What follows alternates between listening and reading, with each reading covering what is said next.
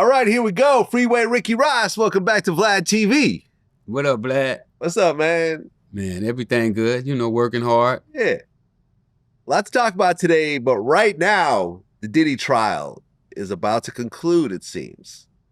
So today, the closing arguments are happening from the prosecution, and the defense just announced that there will be no witnesses. None. Including Diddy, of course. Now, have you been following the trial at all? A little. Yeah? Yeah. There's a RICO in there, right? Now, you haven't had a RICO, but you've had... I've been around a lot of people with RICOs. Around people, yeah. Lots of them. And you, at one point, I think, had a continuous criminal enterprise charge that ultimately didn't go through, right? Yeah. Which is similar to a RICO. Yep. So you understand overall how this works. Conspiracy. Yeah, conspiracy, exactly. I had a lot of conspiracies. Exactly, exactly. Number one, based on what you know, do you think that Diddy could be convicted of a RICO? A one-man RICO at that? I don't know. It's tricky. You know, they got to have a lot to get the RICO. So I don't really know. I don't really know, Vlad, if they gonna get him or not. They got a lot of hard evidence though. You know, pimping and pandering. I'm surprised they didn't charge him with pimping and pandering. Well, is he really pimping? I think he's hiring prostitutes. Well, that's not pimping, that's being a John, basically. Well, kind of both ways, because he was paying Cassie them, from what I understand, when I say he was paying people rent to have sex with other people. But is that really illegal?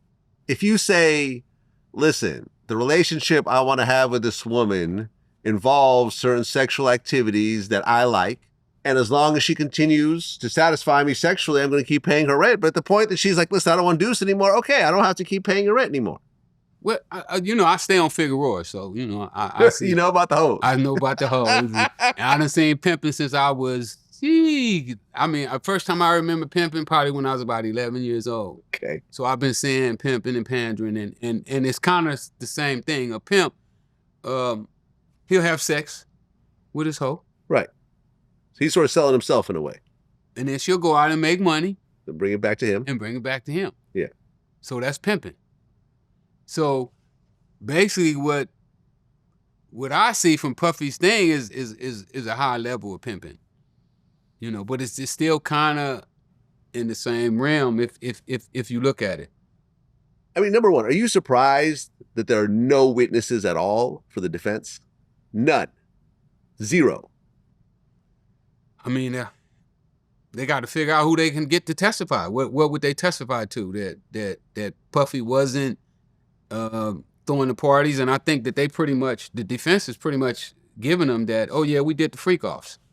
You know, so now what the government has to do is figure out, was these freak-offs just people just coming in, just freaking, or was there benefits in it for somebody? You know, who's benefiting from this? Who's making money? Who's not making money?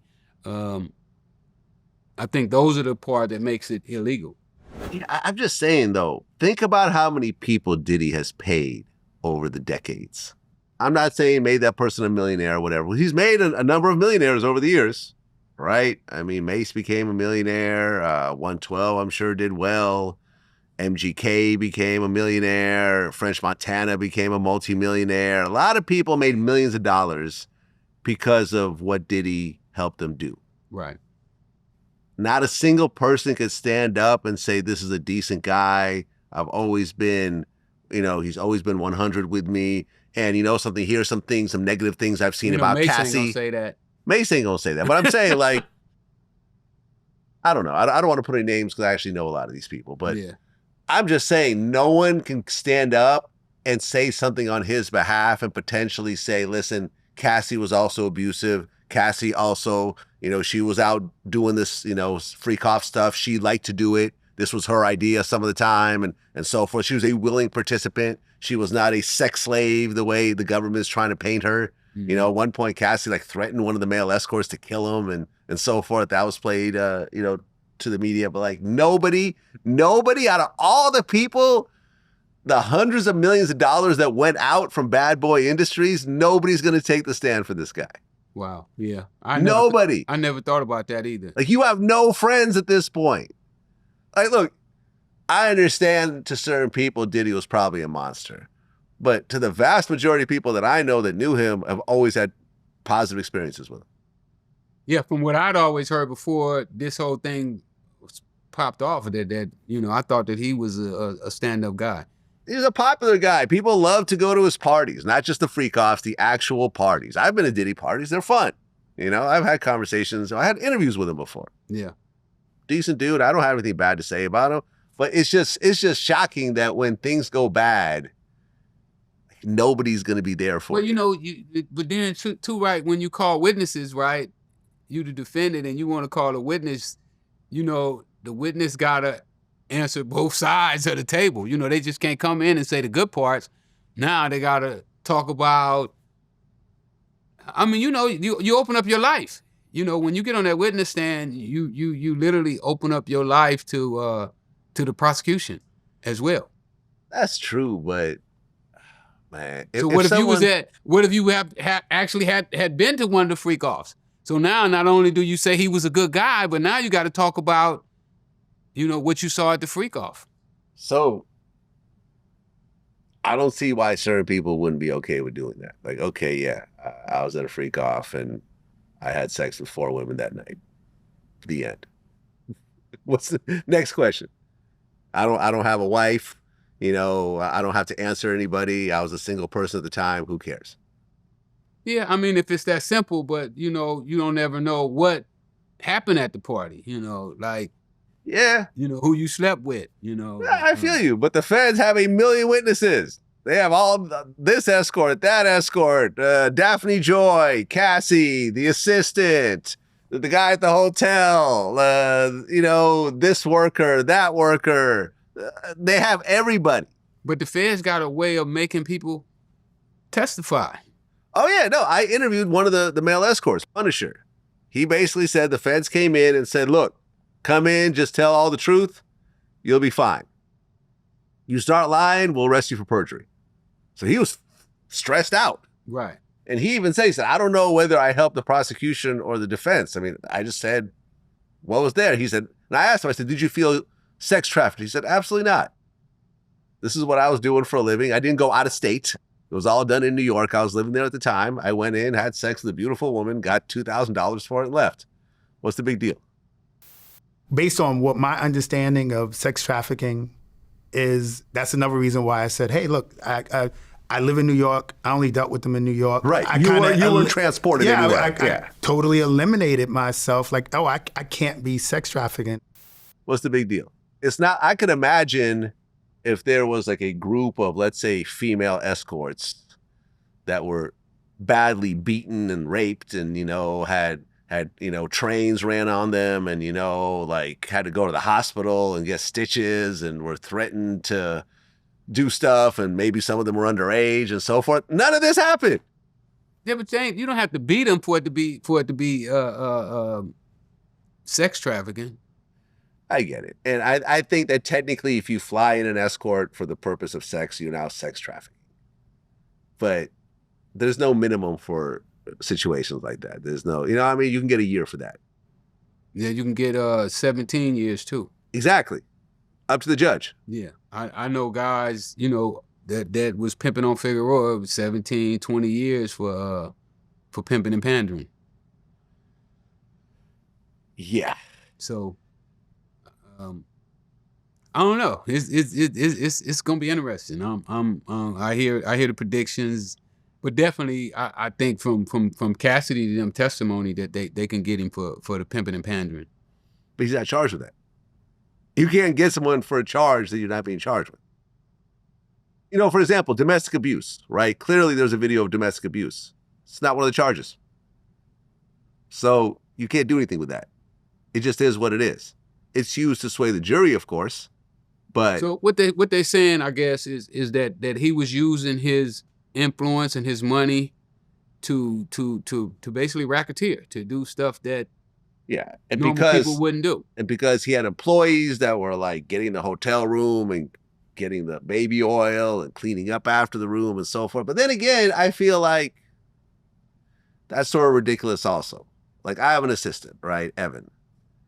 If I had him book hotel rooms for me and I ended up having weird orgies in those hotels, he doesn't have anything to do with that. He's just doing his job. If he knew you were having orgies, he would have something to do with it.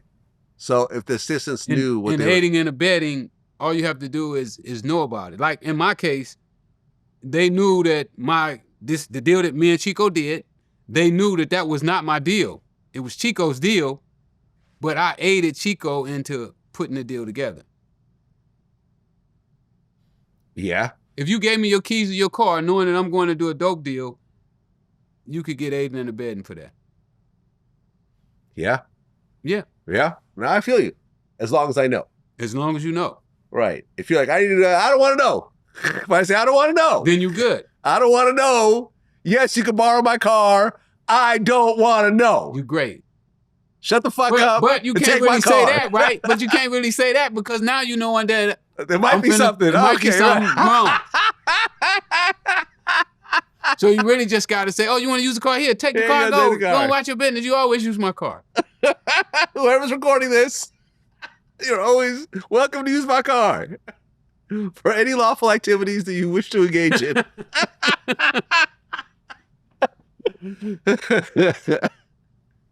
Yeah, see, you gotta spend some time in those law libraries to really like kind of understand the way the law works. Well, what I think is going to happen, and with them calling no witnesses, this is sort of going towards this idea, is that I think Diddy's planning on losing this case, and he's going to get a pardon from Trump. I think that's already in the works. I think that money's already been paid. That's what I think. I've been hearing that as well, that they're hoping to get a pardon from Trump. Well, Trump like pardon famous people, so. Well, here's the thing. The two of them actually know each other in real life. So I just had an interview with Roger Bonds, who was Diddy's head of security for like 10 years. And he said on like 4 or 5 different occasions, he would take Diddy to go meet with Donald Trump. They would go in Trump's office and he'd wait outside, with Trump security for like 3 or 4 hours. I used to go to Trump office with Puff all the time. Really? And how many times have you been with Trump and Puffy? 5 times. 5 times? At least 5 times. At least 5 times. The same guy that's his head of security now, the bald-headed, tall, Caucasian guy. That always runs to him when something is up there. Me and him used to sit down in front of the office and talk. You know what I'm saying? He's like, yo, how's Puffy, man? How's it? Yo, how's Trump? Yo, this, that, other, yo. Oh, you and Trump security would be talking. Yeah, okay, we would be talking because they would be together for hours. Well, the two of them did God knows what. I don't know if they were just chopping up, if they were getting high together. That wouldn't surprise me. That would not surprise me. But to spend 3 or 4 hours with somebody on multiple occasions means that you have some level of relationship with that person. Yeah. Right? I would think so too. So the fact that they have especially somebody like Donald Trump, his exactly. time is limited. Exactly. He doesn't have a lot of time. So the fact that he's spending 3-4 hours out of his day with this guy who he doesn't directly have business with. It's not like Trump and Bad Boy had like a clothing line or something. No, like there's nothing that really intersected them at that point. So look, Trump pardoned Kodak Black, Larry Hoover, Lil Wayne, NBA Youngboy. Why not pardon Diddy while you're at it? That's what I think will happen. Either right away or right before he leaves office. I mean, hell, Trump pardoned the Silk Road guy. You know about that guy? Mm-mm. Silk Road was a dark web website where you could purchase drugs, guns, bombs. I remember that guy. I think you could put hits on people, and he went to jail. I think they gave him like 40 years or something. Trump just pardoned him. Oh, he got life. Yeah, he got life. Trump they were pardoned charging him basically with aiding in the bed, and everybody who did all the shit that was happening. Yeah, everything happened on his site. Right. They charged him with aiding in the bed, and saying that it couldn't have happened without his assistant. There you have it. Trump pardoned him. He's back home now, chilling with his wife. Wow. Yeah, That's what I think will happen. I think Trump will pardon him. I think that deal. I mean, Trump has done some stuff that I never would have thought. I mean, you know, the guys who took over the White House, I never thought that he would pardon him. Like Trump settled with the woman who got killed, the crazy woman that was trying to like barge through and like the cop shot her. Her family got like $3 or $4 million. It's ridiculous. I'm still pissed off about that. Personally, I just believe she deserved to get killed. You know, you go and do a vicious attack against a national government building, and then what do you expect is going to happen? Democracy. Exactly. As they call it. Were you surprised that Larry Hoover got pardoned? I was hoping Larry got pardoned. You know, I didn't know if Trump would do it. But yeah, a little bit. When I heard about it, I was surprised. Now, have you talked to Larry Hoover or had any interactions with him at all? Not with Larry himself. He's not out yet, I don't think. No. I think he's still in the state. You know, I'm good with Little Larry. Me and Little Larry talk. And Wendy, I talk to Wendy once in a while. I haven't spoke to him in about a year, but definitely good with them. I wanted to help them do Larry's book. Well, the sentence that Trump dropped was the federal sentence, but he still has 200 years in the state. So this is in Illinois. Right. And I remember me and Judge Mathis were talking about this yesterday. Like, it's a little bit of a weird situation because the governor of Illinois is a Democrat who is planning on running for president. The governor can grant clemency. Our concern there is he is going to be running for president for the Democratic nomination, and he'll probably look at that as risky. However, he should look at it as, you're a good Democrat, compassionate, so y'all say, and here's the right-wing, conservative, wild man, Trump, who you all say is against black folks, yet he shows enough compassion to let Hoover out, and here you are, compassionate Democrat. What's the deal? Well, if the feds look and determine that he was rehabilitated enough and has served enough time to pardon him, it's just not Trump. He gets a report from the Justice Department and others who make analysis and how much of a public threat he still might be, etc. Why won't you do it, Democratic governor?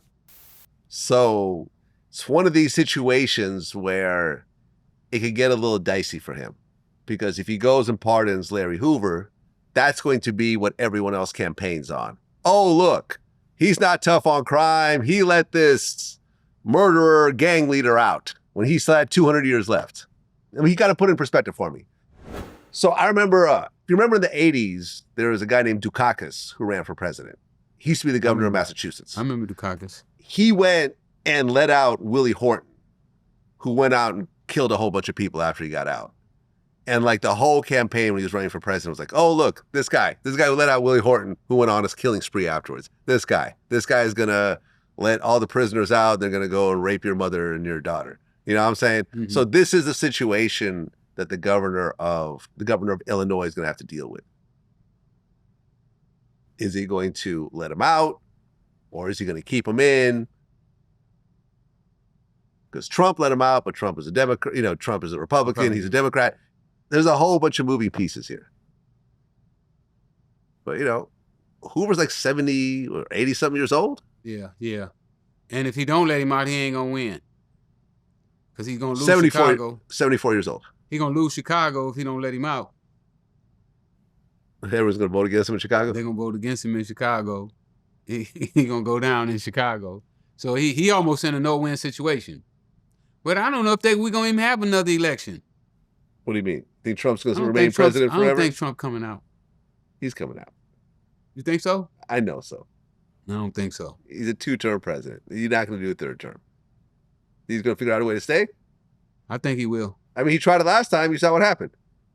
Yeah, but this time it's going to be different because he got the army lined up now. He know how to set the army up. He know how to set the National Guards up. He got all the stuff that he didn't do that last time, it'll be done this time. You can believe he ain't going to make the same mistake. The Army and the National Guard are not going to fight to keep a president in for a third term. That's not how it works.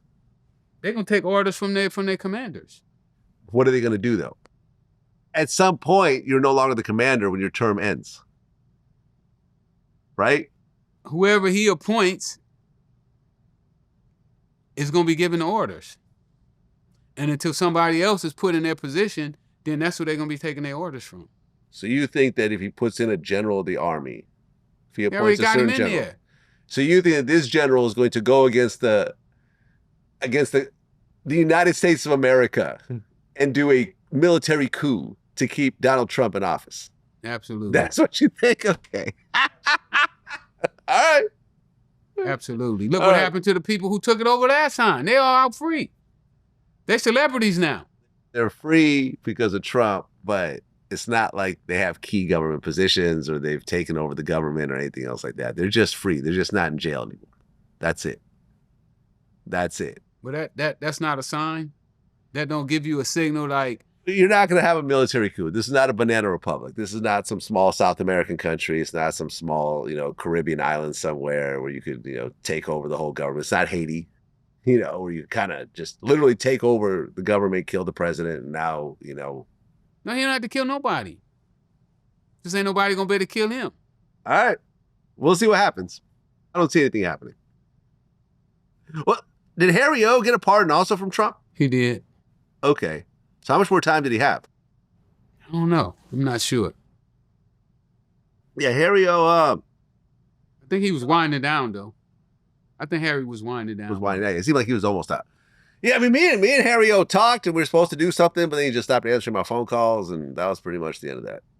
I don't know if he's mad at me or not, or I'm not sure. You know a little something about this? Oh, we spoke. I ran into him in Vegas. You know, we talked for a few minutes. Yeah, my name come up?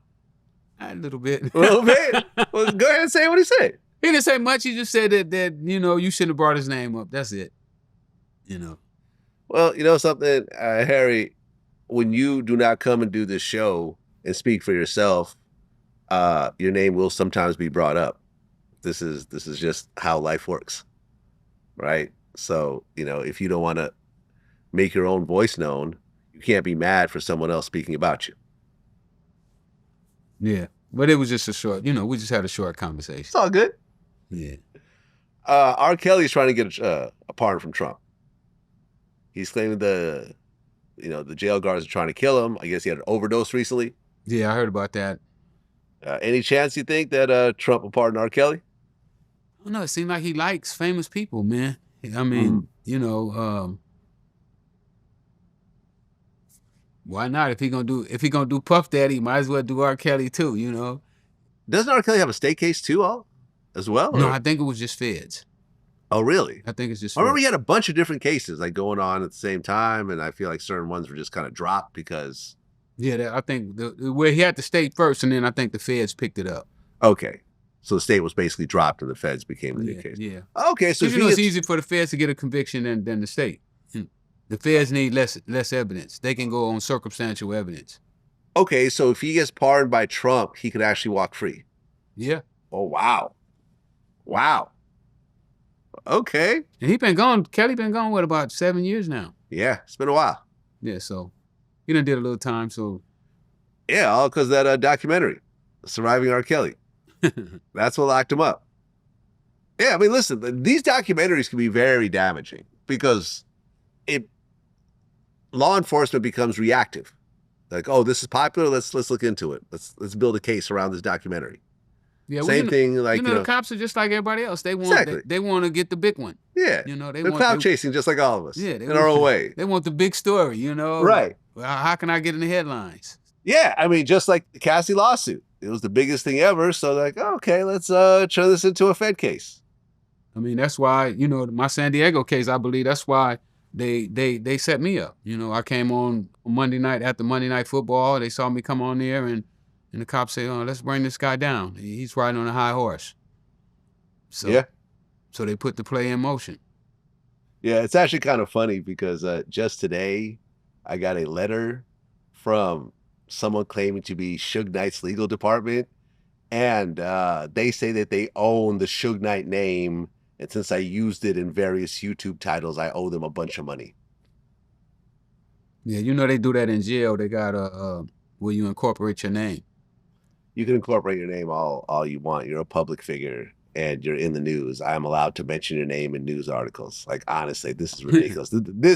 I've had a lot of stupid lawsuits in my day. I mean, it's not even a lawsuit. It's just a letter. Yeah. Right? He didn't file anything. But I've had a lot of stupid demand letters in my day. This is by far the stupidest.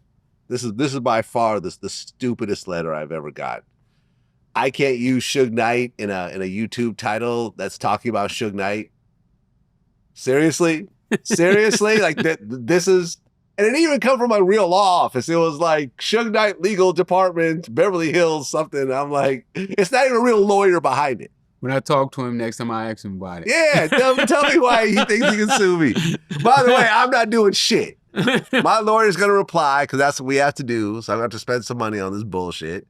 But I'm not taking nothing down. I'm not paying anything. He could do whatever he wants to do. Clearly, he's just bored, sitting in prison with nothing to do. So this is what he's doing, like in his spare time. And all he has is spare time at this point. Yeah. Have you seen him recently? No, I spoke to him. He called me about every other week. Right, but have you seen what he looks like now? No, This is what Suge Knight looks like now. He lost a lot of weight. People are saying he's sick. I'd heard he was sick too. Really? Yeah, I heard he was diabetic. That his sugar had been messing up. Huh. Okay. Yeah, I mean, listen, I don't have anything against Suge. I spoke to him on the phone a couple months ago. We were supposed to do something. I didn't follow up, so he's probably mad about that. But at the end of the day, you know, Vlad, they're gonna take shots at you. You know, just like with Wack talking about. You know, I understand. Yeah.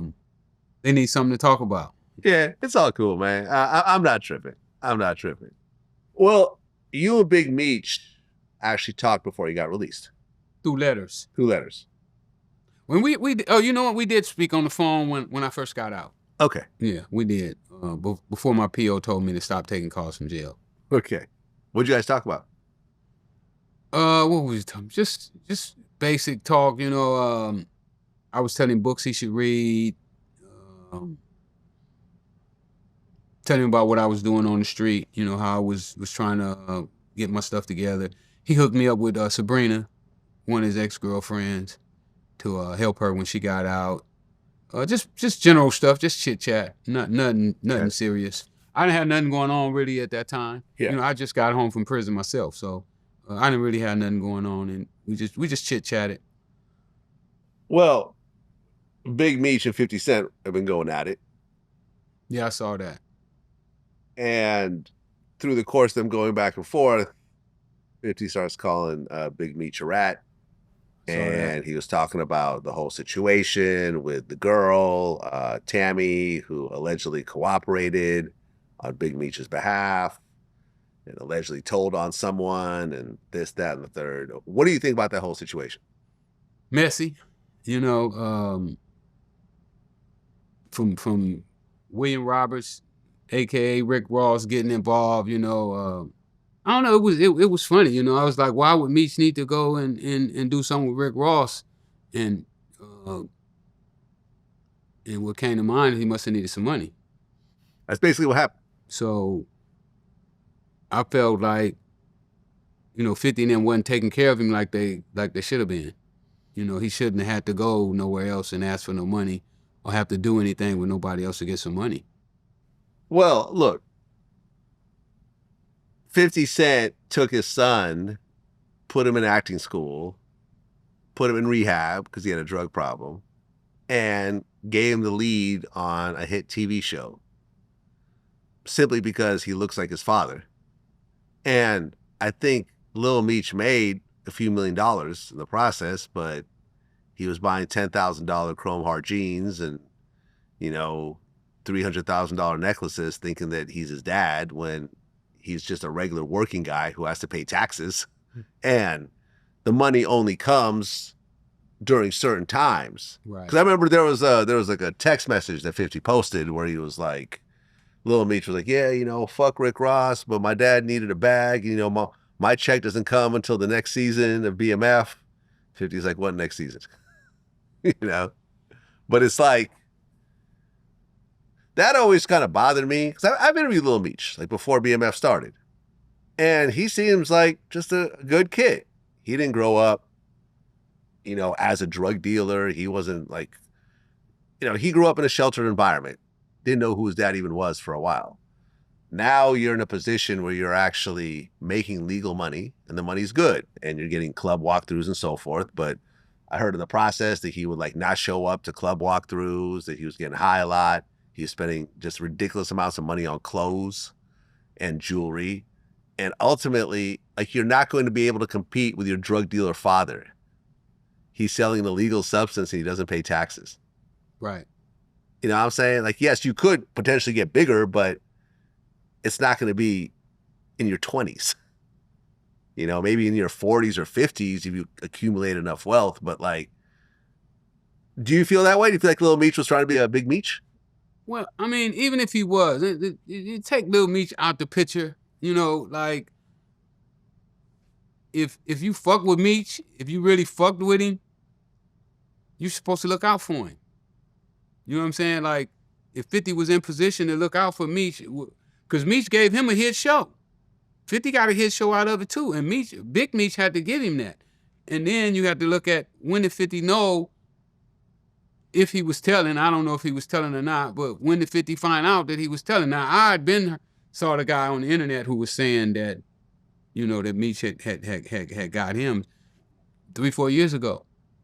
So 50, you knew this 3 or 4 years ago and you never said nothing, but as soon as you seen with Rick Ross, there's a problem. So when I look at it, it's like, you trying to control this dude. You trying to have this dude up under your thumb, and I don't think that's cool, because if you my partner, like I got partners right now that work with Rick Ross. Mm-hmm. You know what I'm saying? And we talk on the phone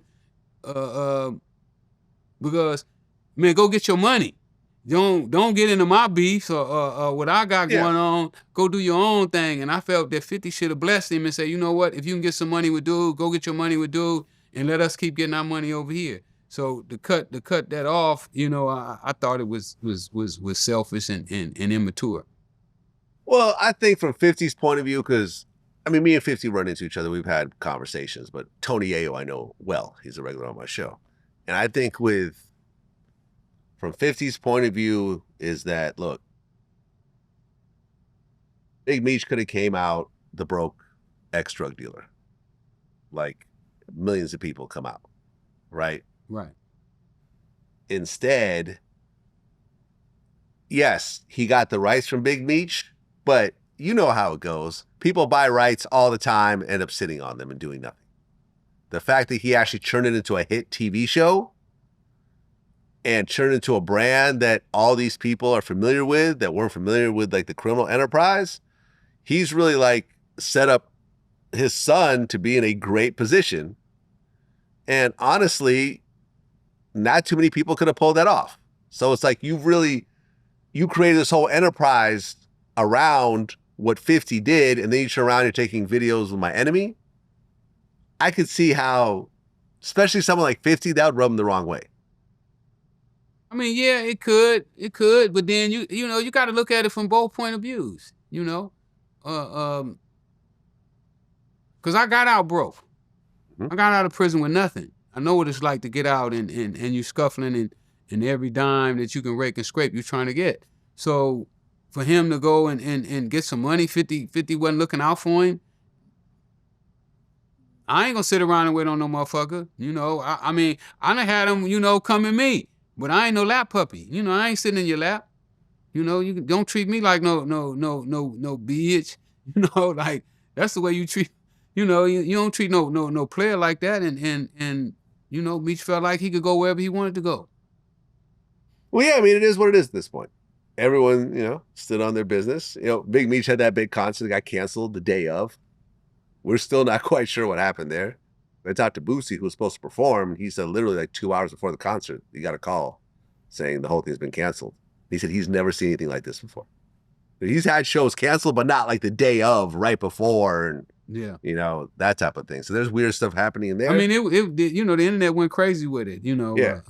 People were showing me the pictures and all that, and I was like, well, I saw the video of dude 3 years ago. So for it just to pop up now because he take a picture with dude, you know, I thought that was, you know, I thought it was childish. Look, I've had a lot of people look at this case, including 1090 Jake, and there seems to be some sort of implied cooperation, third-party cooperation from Meech to Tammy, but there's nothing exactly in paperwork. I mean, from your point of view, do you think that Meech cooperated, tried to get less time, which ultimately didn't happen, or no? I don't know. I haven't saw any paperwork, you know, in you know, like I don't speak on stuff I don't know about. You know, now I know that there is a such thing of third-party cooperation. You know, I've saw that in jail before. So explain exactly what that is. Well, third-party cooperation is where one person is in jail, and then they may have a brother or a sister or a mother or a father who goes out and sets up deals with the government, knowing that their cooperation is going to help the person that's in jail. They had a company that you could pay to do that. Really? Yeah. There's a third-party cooperation hotline that you can call that'll do it for you. Like, explain how that works. And they would do it. You know, when I was in jail, I'm in the law library all the time. So we getting all the books, and it was a company that you pick up the phone and call, and they would cooperate on your behalf. You pay them money, and they would go out and set up deals in order for you to get the credit. That's how cold that is. 1-800-SNITCH. I guess that's what you call it. 1-800-Truth-Tellers. Okay, okay, this is so wild. Okay, so you mean to tell me I want to snitch, but I don't want to do it myself, so I'm going to call this number. Well, you can't do it because you in jail. What do you mean? You can't snitch because you in jail. Because it becomes dangerous for you? No, but you can't. How you going to get to people? You can't get to them. You can call your lawyer. But you can't get to put the deals together. Well, the lawyer can't. But the lawyer not going to do that. Okay, you go to your lawyer and say, listen, I want to do a third-party cooperation. Go to the prosecutors. Right. Then they would set it up, and then this person would come forward and say, okay, I'm going to go out and set up drug deals so that he get the credit for it. Wait. Sorry, I'm confused. Explain this again. The last part.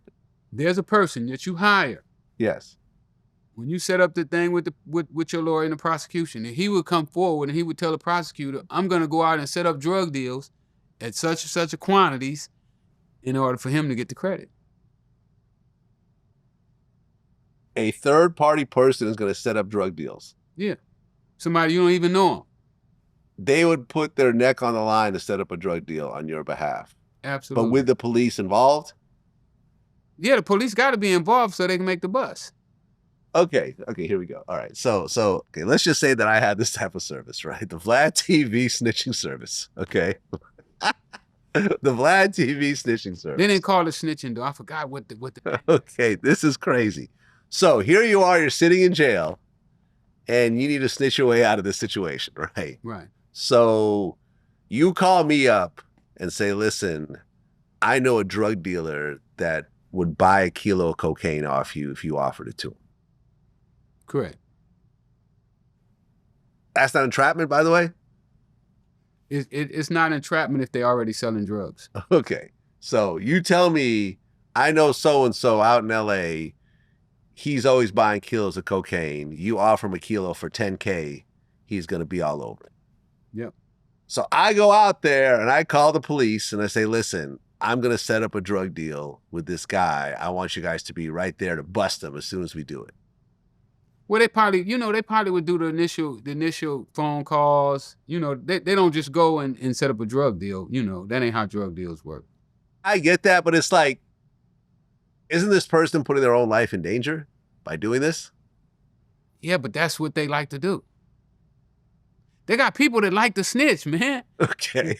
And there's professional You don't remember snitchers. I told you about Chambers. You don't remember I told you about him? Yeah. And he called me after I did your show. He called me a couple weeks. One day I heard about this. I picked up the phone and he called me.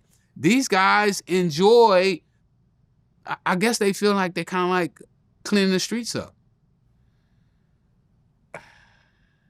You know, like Chambers, he wanted to be a DA agent, but he couldn't pass the test. So he became a snitch instead. Yeah. And made more money. Yo, this is crazy. people are volunteering. No, they had a booklet. Volunteer snitching. They had That's a booklet. What it was a whole booklet on that. It was a whole booklet that was going through the jailhouse with all the information in there about that. How much does it cost? I don't know. I couldn't afford it. You couldn't raise the money? I couldn't afford it. So is there somebody you wanted to snitch on, third party at that point? No. I didn't have nobody. Okay. Do you know anyone that actually used the service? Nope. No. But it was an actual real company. It was a real company. They had real pamphlets, real booklets. It was a pamphlet that we used to get, called Busted by the Feds. That's what it's called, Busted by the Feds. So if you get busted by the feds, it gave you all the things that you needed to know when you come to jail. Hold on. Let me see if I can Google this. Busted by the Feds 2023, 23rd edition, the First Step Act, the book for defendants facing federal prosecution, latest sentencing guidelines for all crimes and charges. Now, I don't know if this is that. Well, okay, hold on. Busted by the Feds. I think that's it. Is a 2006 book. Is this it right here? It did probably change since, Yeah. I was in there in 99 when I saw it. So if you were 99, it wasn't around then. That's a different one. It's probably a different book. This was a pamphlet. It was a pamphlet to tell you how to deal with the feds when you get busted. Yeah, no, I can't find it. This was something, I guess it was a prison-only exclusive. It didn't make it outside of there. Might be too old. Might be before the internet. Okay, crazy. But they actually have a company with volunteer stitches that are ready to... Oh, yeah. Busted by the Feds had all that in there. Lawyers advertised in there. It basically was a pamphlet. I can't find it. For people who didn't know how to deal with the feds. When you go to the feds, everything you needed to do. Right. I mean, that book is there. It's on Amazon. But I don't know about the whole snitching part. Is that like part of the chapters, or it might be? Okay. I don't remember. Okay, fair enough. All right, now Rick, I had Wack100 here recently, and me and him were arguing because he claimed that you had some level of cooperation, which I tried to argue with, but he seemed to have certain things in mind that I wasn't familiar with. So you actually saw this interview, right? Yeah, I saw that, man. It was a joke, really. I mean, when you hear people who have never been in a courtroom, when you hear them talk, they don't understand the law at all. And in my opinion, Wack is one of those people who don't understand the law. What he calls cooperation, people who are going to court, fighting cases, we call it discrediting police officers. So, and what I mean by that is, first of all, anybody who go to jail is really committing a crime. The first thing they say is, I didn't do it. Even if they did do it, they're gonna say the police is lying. Mm-hmm. He planted the gun. The gun wasn't my gun. I didn't have a gun. So all of those are forms of discrediting police officers. So when a police officer gets on the witness stand and they lie, and then you get on the witness stand and you tell them what really happened, that's not cooperation. That's called discrediting police officers. All right, well, let's go ahead and FaceTime Wack. Let's actually get his take on it in person. I got Freeway Ricky right here, and he wants to address what you said in our last interview. What up, Wack? What's up? What? Me in a whole lot of BS. No, I didn't get you in nothing. You brought that shit up. You should have already known when you bring my name up. I always defend it. You got to remember, I know that what you did with the dirty police, we never gave a damn about that. That's shit. So what? Right? But I didn't know nothing about all the plugs and connects in Ohio and some dude in Miami and something they had. You should, if you don't know, you shouldn't mention it. We should only speak on stuff we know about. Okay, so somebody say, and day one, Freeway Rick and Snitch. Hey, listen, bro. All he did was gave up the dirty police who crossed him. That ain't telling. As far as I'm concerned, I always took that stance. Absolutely not. Absolutely. We ain't talking about that. We talking about he gave up the connects. The connect told on me. What the fuck they talking about? They don't read. You got people, you listening to people who don't read and don't know nothing about the law. Okay. My connection set me up. Okay, so I can remember what they was reading. They was reading something, and my man had it, right? And it was something about something in Ohio. You had something going on in Ohio? I got arrested in Ohio. Yeah, something about Ohio. That other dude name who I didn't heard you mention, that was working with the government, Clint, whatever that dude name. Blandone. Yeah, Blandone allegedly plugged you with somebody in New York, and you gave them up. I don't know. Listen, they reading it. Wait a minute. Hold on. Let me tell you something. There's no way possible that there's anybody on the planet that I could have told on that wouldn't have came forward as public as I am right now that wouldn't come forward and say, hey, Rick told on me. Where he at? This is what I'm going to do. I'm going to go get what they got, and I'm going to send it to you because they got it. That's why I couldn't. They ain't got nothing. They got dreams and lies. It also says what I've always stood on, which he cleared up. Dreams and lies. And yes, I did stand up in courtroom and tell that Blandone was a lying motherfucker. Well, my thing was your time deduction, whatever it was, came from the crooked cop shit, which I don't give a fuck about that. So what?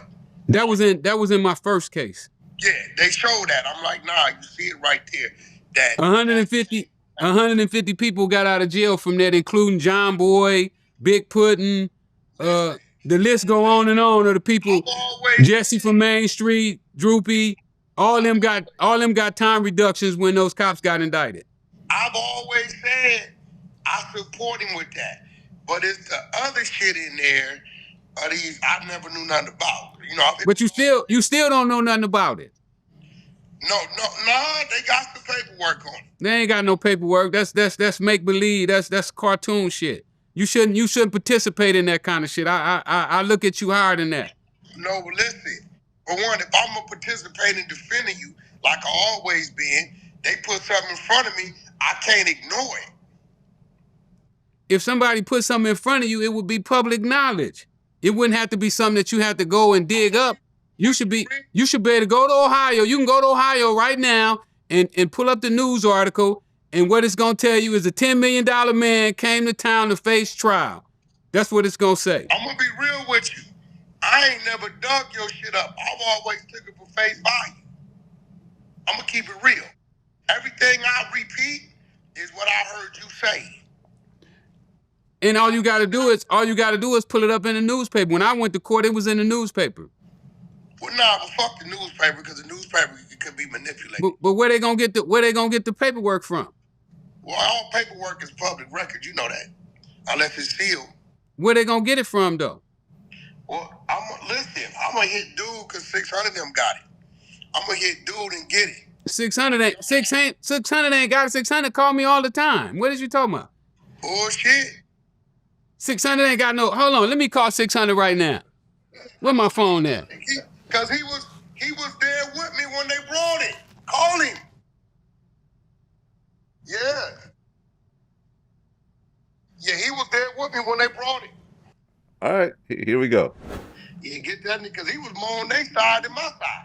Listen, if it was somebody I told on, they done came public, they done went on Vlad and say, no, I'm just telling you, use logic sense though. If it was somebody that I had told on, he'd already came public and said that Rick told on me. Just like the dude did with Meech. It's the Ohio dude and New York dude. When I went to Ohio, I went to court by myself. And I guess that other dude was down in Florida at the time. That whatever that weird day, that black. And I've never been indicted or nothing in New York. Nah, it wasn't you was indicted in New York. He had set you up with a plug in New York. And get 600 on the line. He ain't answering you? No, he ain't answering. He might answer you. You hit him and see if he answer you. Hold on. I might can do this, but we all on here. Hold on. Yeah, let's do this because he was in the room. Share. Hold on. Share. Yeah, but you shouldn't be sparing gossip though, homie. That ain't gossip. They ready. No, that's gossip. What you saying is straight. I'm trying to tell you. They ready. What you saying though is straight gossip, homie. They ready. You know they don't even do that in the hood. Listen, they ready, bro. Like, what the fuck you want? They should have handed you the paperwork. You should have got the paperwork. They should have handed you the paperwork in your hand. Hold on, let's get 600 on it. I'm sitting there defending you, and they shoot me. Only thing I can stand on is his time deduction came from the, it said that at the end of it, at the bottom of it. His time deduction came from the cop shit. That wouldn't even have nothing to do with it. That happened in L.A. Yeah. The crooked cops was in L.A. They had all your shit. How they get all my shit? The same way they get anybody else shit. I just never went looking for your shit, bro. I never went looking for your shit. On some real shit. I just took what you said at face value. I ain't never said nothing. I ain't never told nobody that I didn't snitch. I don't have to prove myself to nobody. Well, I never considered you what you did to the police snitching, personally. Nobody in the pen didn't either. Yeah, I've never. You know, I walked around Lompoc with everybody. Listen, from Ray, and I got passes that most people didn't get when I was in the pen. You know, I could go to the. Always stood on. I could go to the Mexican Mafia table and sell cigarettes and candy and soda. Everybody. Yeah, where this nigga? Why he ain't answering the phone? He must know what we want. Or think I want to collect some of my money he owed me. Nah, but shit, he ain't thinking I got you on the phone. He is not answering. That's weird. Yeah, but you shouldn't repeat that stuff. Hey, listen, I don't give fuckers about me, you, and him. If they got some paperwork, I'm gonna read it, bro. You can read it, but you don't. Listen, you don't even know where the paperwork come from. I'm asking you right now, where the paperwork come from? You don't even know. You don't know if it was a government paperwork. You don't know if it was rolled by one of those tabloid magazines. You don't know where it come from. Could have been some motherfucking clown typed up, and you repeating it. So now what I gotta do now is really put my people on and just go get it all. I'll go get it all. Ain't no problem. I just ain't never looked into you. I never had a reason to. Yeah, you just go do your homework. Yeah. I mean, but what I do know, it had the police shit in there, which was accurate. What it say about the police? Let's get to the bottom of that. Let me see what it say about the police. Everything that you always said, like, whatever. I ain't never said nothing about the police. I don't talk about that shit. I don't have to prove myself. I'm Freeway Rick Ross. So you said you never had a conversation about what the situation was or how'd you handle the police to get everybody the time off, to get your time off? I done mentioned that before, yeah. Yeah, that's all it said. That's what I'm saying. What you mean? But you don't have no federal, when you get federal paperwork, they go into details. They don't just have no, oh, he told on the police. That ain't how that shit works. Paperwork ain't hard to get, you know that? Yeah, but it don't have no just that he told on the police. It don't stop that. So it got all the details. You got a safety valve for that, right? I got a safety valve? No, Yeah, that's what it said. It said you got a time cut. I can't remember how much time they took off, but it definitely said that you got a time cut for that, right?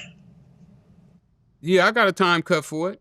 Yeah, but it didn't show that with nothing else. So it matched that. So, you know, if I'm looking at that, I'm like, okay, well, shit. Hold on, let me see if I don't know why this nigga ain't answering. But that's something you could have got that out the newspaper. I don't acknowledge newspapers. I just don't. But you had not. Who is the dude that had the paperwork? Call the dude who had the paperwork. Man, you know what? We got that segment because they came on my channel with that shit. Them niggas have been trying to get to me for a while. I told you that. This ain't nothing new to you. You ain't never told me this. Bullshit, because I told you not to go to certain rooms. They was trying to use that fake manager you got to line you up. Bullshit. I definitely told you that. Think about it. Whoever some nigga you be having representing you, nigga, them niggas, a nigga from Philly, it's a nigga from Philly. He was trying to get to you forever, right? And the nigga convinced the nigga to bring you to one of them rooms. I said, don't go to that room, it's a lie. They was gonna attack you. Straight up, last time I talked to you. I ain't worried about nobody attacking me. Yeah, I worry about it because you don't do that type of shit on the platforms. And I know how it looks. Yeah, but he can't. They can't fuck with me. I'm smarter than all these motherfuckers. I'm one of the baddest motherfuckers walking the street right now. Yeah, but when you ain't in control of the floor, it get different. I ain't worried about none of these motherfuckers. Well, we ain't talking about what you worried about, but like you sitting there, Vlad, you gonna answer, you gonna show up looking a certain way, you gonna talk a certain way because of the perception of yourself, right? Absolutely. You go on Clubhouse, and when you try to defend yourself and ask a question, and niggas is muting you, and when you think you talking, they ain't talking, and it look like you avoiding questions, then they playing, it's a bad thing, period. I know all that shit work, so I told you stay out that line of fire. But I don't know why this nigga ain't answering the phone. Hold on. Well, you know all the street, they gonna bag my play anyway. I mean, I don't give who back what. Whatever. I done seen them back all kind of plays that got paperwork on them. You know that. That don't mean we all know they got some work on them and look the other way. What that mean? He got a bag, he got a resource, bagging it, play. Ain't gonna do nothing. It's just conversation these days. Keep it real. Yeah, well, you know, I don't really entertain fruitless conversations. Well, if it's about your name and the saying they got some paperwork, that ain't fruitless. I ain't worried about my name. I made this name. I made this name. It used to be, hey, they used to be the junky ass Freeway boys. That's what Jay Clayton, you remember Jay Clayton? You heard of Jay Clayton? But listen, this is the thing, right? But Wack, you heard of Jay Clayton? When you say you made that name, and I had a conversation about this. All you who think the glory and fame, and you one of them, Meech one of them, your name came from what it came from, y'all act like that's something to be proud about, bro. I'm proud about everything. Everything I've been through. Hey, I love myself. I'm ecstatic with me. That's what I'm saying. But all that. And that's why I treat. Don't listen. All you like, I'm famous for selling. Y'all really shouldn't be famous because y'all f***ed up the community. Let's be real. You got your money. You made some money. But if we talking about it at the age we are now, looking back, I'm not, bro. The name I had from and doing something to it behind the color, I don't want none of that fame. Because I didn't even know just because he was the one walking down the street. So when you say you made your name came from up the communities. And it was what it was. Some made money, but it's also babies came from that. It's a lot of homes that was torn. Ain't no such thing as no baby. Huh? Ain't no such thing as no baby. It definitely is. No, it ain't. That's you putting that out there. That's a form of snitching right there. So you saying a mother that's pregnant, buying and smoking. See, you don't do no research. You gotta go do some research, Wack. You just be out here, Wack, you just be out here talking. There's no such thing as a baby. The babies they had on TV, on the news that they say was babies with alcoholic babies. Come on, bro. Get the fuck out of here. We didn't whoop his ass for selling niggas' mamas that was pregnant, bro. So if you telling me don't affect the fetus when a woman is smoking it, then you sounding crazy, bro. You don't believe that. Alcohol, any type of. Go do your research. So you telling me has no lasting effect on the baby. Has no lasting effect on the baby. Once the mama finish, the baby's good. Okay, I'm gonna let you stand on that. Thank you. What about what you just did to the household? What do you mean by that? We both can agree that really ain't nothing to be famous about and be proud of. Well, hold on a sec. Hold on. So while you guys were talking, I went on ChatGPT and I asked, does have effect on pregnancy? And according to ChatGPT, it says yes, using during pregnancy can have serious and harmful effects on both the pregnant person and the developing baby. That's common sense. is a powerful and illegal stimulant, and its use in pregnancy is considered high risk. Effects on the baby include low birth rate, premature birth, placental abruption, developmental problems, neonatal abstinence syndrome, NAS, and sudden infant death syndrome, SIDS. And the effects on the pregnant person is increased risk of miscarriage, higher risk of hypertension, seizures, and heart problems, and difficulty accessing prenatal care due to stigma or lifestyle disruptions. That's common sense, bro. Harvard University said that it wasn't. Okay. Well, I'm just looking up on ChatGPT. Yeah, I understand. I'm trying to just be the... No, I understand. I'm saying we got the report from Harvard University. I got it. And they said that that was... According to AI, though, they list a whole bunch of things. Yeah, but where AI get his information from? I would recommend everyone not to while they're pregnant, by the way. I would too. Let me just put that out there. I got a son. Right. I got a son. The mama while he was a baby. Okay. And he came out perfectly fine. Well, okay. I mean, that's cool, but it's a lot that didn't. But what you should be really beating your chest about is your accomplishments when you got out, how you could have did and you didn't, and did something different. But I'm totally against, because when we doing that, we glorifying it and we telling the kids. That's like me telling the kids to go and put some work in. I'll be dead wrong. We can't glorify that because they just look up to you, look up to me, look up to him, or whoever these people may be. And we got to let them know, like, bro, that's what I did. And at the time, that's what it was. But this ain't cool. Yeah, but I respect my past. I did what I did. You respect your past? Absolutely. Absolutely. And I'm not embarrassed, and I'm not embarrassed about what I did. No, I'm not saying be embarrassed about it, but you proud of it? What you mean? That's a question that really can't be answered when you say, am I proud of it? I'm not proud. I'm happy with myself. I love who I am today. Okay. And so in order to love who I am today, I have to love everything that I've been through, because everything that I've been through made me who I am today. Had I not went through what I went through, I couldn't be the person that I am today. So if you could have changed it and changed the fact that I don't try to think that if I could have changed it. It didn't change. I did what I did. That's what it is. Would you tell the people to sell?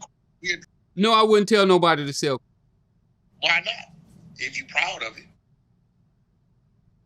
I didn't. You see, you trying to put words in my mouth, man. I didn't say I was proud of it. I say I love who I am. I love everything that I ever done in life. I accept it, including my 20 years that I did in prison. I love those 20 years that I did in prison. Listen, no, you don't. Yes, I do. No, you don't. Yes, I do. We're talking right now, Freeway. Come on. No. No man love being caged up like an animal. He didn't have no choice. So he had to accept it. He had to adopt it. Adapt to that situation and make that situation work for him. And that's what I did. I mean, we all did that because we was there. Right? So you should have enjoyed it. I enjoyed my time in prison. You enjoyed your I enjoyed my time in prison. When I woke up in the morning, I didn't wake up crying. I woke up with a smile on my face. Was glad to wake up that morning. So you didn't miss your children or your woman or your family? Of course I miss them. But sometimes I miss them right now when I'm on the street. Yeah, but you can get to them. Sometimes I can't get to them. That's true. But you can if you want to. There's no restrictions that say you can't. I got to him in prison when I wanted to. Okay. Well, listen, Freeway Rick, I stand on it. Thank you. My thoughts on being praised for selling and going to jail for 20 years for it, that shouldn't be a praise. Well, I could feel the same way about who produce rap records. What you mean? Because you be producing rap records that be talking about selling and encouraging kids to sell and do crime. No, I ain't got none of them, personally. My artist members, they talk about the street, but I ain't got none. It's the same thing. You know what the Bible says, and I ain't all religious and all that there, but it says, before you start getting a splinter out the next man's eye, get that plank out yours. So that means that you probably worse off than the person you're talking about. Nah, because I don't glorify and praise myself for being a dealer. I think all dealers should not be glorified or praised. Well, it ain't the worst thing that a can do. It's worse. Because I had to weigh my odds. I had to weigh my options when I decided to become. See, I wasn't just a regular. I weighed my options. I looked at all the opportunities that I saw in the hood before I became a. So you saying there was no more opportunities in the hood? Well, it was other opportunities, but I thought about it. I said, can you put a gun in somebody's face and tell them to get their wallet up? I said, no, I don't want to do that. But I said, you know what? When they coming by, they come with a smile on their face. They come skipping and popping and. So you really go justify it. I ain't justifying nothing. I don't have to justify nothing. I told you that before, but when we started. That's why, Wack, I can walk around the way I do. I dress the way I do. I go anywhere I want to go. Because I don't justify and I don't criticize. It is what it is. Yo, so at the end of the day, I'm gonna get to work that they had, and I'm gonna get it over there, and I'm gonna get it to get it to Vlad, and then he can put it on. He can put it on the thing, and then we can go from there. Yeah, I'm gonna definitely get it, but I definitely got blindsided by it because I didn't know nothing about all that at all. Well, they didn't blindside you. They was selling you some bullshit. I just always knew about the police situation, and I've always stood with you on that. I didn't care less about it, really personally. I'm like, so what? The police. That was my stance in it. If that's what he did to them, they probably turned on him first. So that's what that is. But the rest of it. Well, the police didn't work. They didn't work with me. They worked my friends. Yeah, well, what is we had never talked to each other. Yeah, they were trying to put me in prison. Yeah, I didn't care about that. And so I said, oh, you trying to put me in prison? I'm gonna try to put you in prison too. Yeah. Hey, listen, and still today, I stand with you on that. Never had a problem with that. Yeah. Some got a problem with it. I ain't got a problem with it. Some got a problem if you put something on a man that's dead, it ain't here no more. I tell my homies, you can free yourself and I'm gone, put it all on me. So some shit I ain't got a problem with, but I definitely gonna get there. I wish 600 I get on here. Let me try to get, if I can get him on here, I'm gonna tap back in.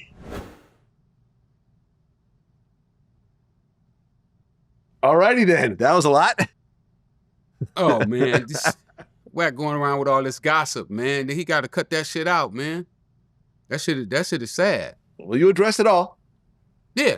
You addressed it all, and you know, there were times where he had problems trying to, you know, keep up his position. I feel, you know, but we couldn't get that one guy on the phone who claimed he had the paperwork and so forth. So it just is what it is at this point. Yeah. But, you know, and I see Wack on there doing them type of interviews, talking about he saw paperwork in jail. You don't see the paperwork. You got the paperwork in your hand before you say something about somebody. And you know, I don't participate in that either.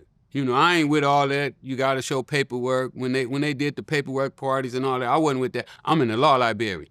You know, I'm a money getter. I'm on trying to advance myself. I'm not the snitch police, you know, to go around and see who's snitching and who telling and all that. That's not my job. And you know, I done said on here before, man, snitching goes with this business. You know, more than likely it's gonna be one of your friends who tell on you when you go to court. You know, so but from what he's saying, I mean, how could I have told on a person and they not come forward and say, hey, I'm the one that Rick Ross told on. Rick Ross shouldn't be who he is because he told on me. Come on, man, it's too simple. With the internet, too. There you have it. And as famous as I am, shit, I'm one of the most famous motherfuckers on the planet. You know, I can't even walk through the airport without taking 40, 50 pictures. So, you know, I feel like, don't even get me started. Because they, you know, I got ego, but I had to keep it tame. Yeah. I feel like I got to see the slightly angry Rick Ross. No, I wasn't angry. The annoyed Rick Ross. Yeah, annoyed. That was the first time I've seen you maybe with annoyed. With any sort of bass in your voice whatsoever. Maybe a little annoyed. A little bit annoyed. Yeah, maybe a little annoyed. But you know, with what Wack is saying is ludicrous, and he really should stop doing that. You know, I mean, I understand he need the clicks and all that. You know, this is how he's getting his money right now. But You know, and then he's gonna criticize drug dealers. Like, motherfucker, you just criticized 50-something million people. You know, it's, at one time they say it was 50 million people involved with drugs. So you just criticize all these people and talk down on all them. You know, it's sad that he's stooping like this to try to get some money. Well, Big U is sitting in jail right now, facing a lot of charges. A lot of charges. He's in a 43-count indictment. Yeah, I spoke to you like 2 weeks ago. Oh, did you? In jail? Yeah, somebody, I was with somebody and he was talking to him and they handed me the phone. So we talked for a couple minutes. Well, the feds were listening to that phone call. Yeah. I don't mind. I can guarantee you that. I ain't doing nothing. Right. Now, me and Big U would talk a few times a year. Yeah. Ever since he did the interview here on Vlad TV. Like, me and him were always cool. Never a bad. He say he good. He's good? He say he said he got a lot of bunk charges. Well, it's announced he's actually representing himself. That's crazy. Yeah. So his attorney, Arturo Hernandez, said a breakdown in communication and trust while requesting to get off of the case. He said the attorney-client relationship has deteriorated to the point where continued representation would be unfair to both the client and the court. Big U also told the court he doesn't have enough money to hire a new lawyer. Now, if you don't have the money, you get a court-appointed lawyer, right? Yeah. Now, isn't that better than representing yourself? Yeah, it is. Now I got a friend that represented himself, but he a bad mother. You won? Huh? He won? No, he lost. But he's sharp though. He got a mouthpiece. He can talk in court. He still lost. But he still lost. Do you know anyone that represented themselves and won? No. No. Not a single human being. No. You know what they say? The client got himself for a lawyer. Got a fool for a lawyer. Something like that. Yeah. Something like that it goes. But yeah, no, you're not supposed to represent yourself. You making a big mistake by trying to represent yourself. He also would knock out his opportunity to go with ineffective assistance of counsel. You know, if you represent yourself, you don't get that opportunity because if you don't effectively do your job, you did it to yourself. Right. The term is he who represents himself has a fool for a client. Yeah. Okay. That's I knew it was something like that. I'm not calling Big U a fool, by the way. I'm not. But it's a little bit crazy. Now, according to Wack, what he thinks is happening is Big U is trying to get all the paperwork on everyone who's snitching on him so he can see for himself everyone who's actually cooperating against him. He would get that anyway. So you're saying that having a lawyer, not having a lawyer, so a lawyer couldn't shield that from somebody else? No, he has to give it to him. Everything in discovery he's entitled to. Well, listen, but I'd heard this, and I talked to someone who's, representing major clients in federal cases right now as we speak. And he said that the way the federal system is laid out, sometimes lawyers can't even show their clients certain pieces of information. He said that's a real thing. Now, by the end, of course, you get everything, but at certain times, they don't usually give up the names of informants until the day of the interview. And what they do in the feds, like say for instance, you don't get preliminary hearing in the feds. You go straight from pre-trial to trial. But what they do is they allow you to what they call interview witnesses. In the feds. Yeah, in the feds, you get to interview witnesses, not the client, but the lawyers get to interview the witnesses. So a couple days before the interview, they'll give you a list of all the names. Okay, so you mean to tell me that everyone took the stand in the Diddy case, the defense actually got to interview every single person? Correct. Oh. Huh. Okay. But now the witness has the right to say, I'll talk to you in trial. Oh. They don't have to interview with you. Oh, okay. It's not mandatory that they interview. They have to show up to the interview, but they don't have to interview. Like in my case, Danilo didn't interview. He showed up to the interview, and then he told my lawyers that he would tell them everything that he had to say at trial. Huh. Okay. Because what that does is that gives you an opportunity to discredit them. You know, they might say something in the interview that you can say, oh, well, you said this at the interview. So. Right. So it's basically a deposition. Yeah, like a deposition. Okay. But they call it an interview. Well, Big U has 43 counts. RICO. I read the indictment. Extortion, robbery, prostitution, interstate, wire fraud, bank fraud, tax evasion, failure to file tax returns, and there's a murder they're trying to put on him as well. Yep. I read all that. Yeah. I mean, how do you think this will work out? I don't think it's good for you. Yeah. I think the evidence is overwhelming.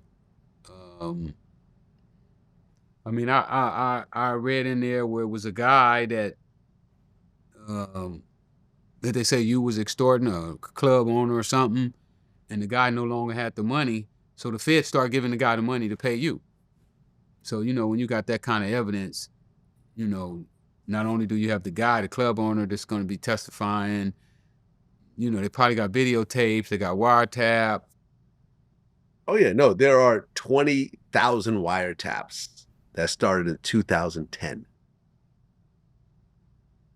Yeah, you know, that kind of evidence, the feds don't need that kind of evidence. You know, the feds can use a third party saying that I saw him do such and such a crime, and they can find you guilty of that. When you give them the kind of evidence, the kind of solid evidence, wiretaps, pictures, you know, probably marked money. You know, if they gave the club owner money, it probably was marked.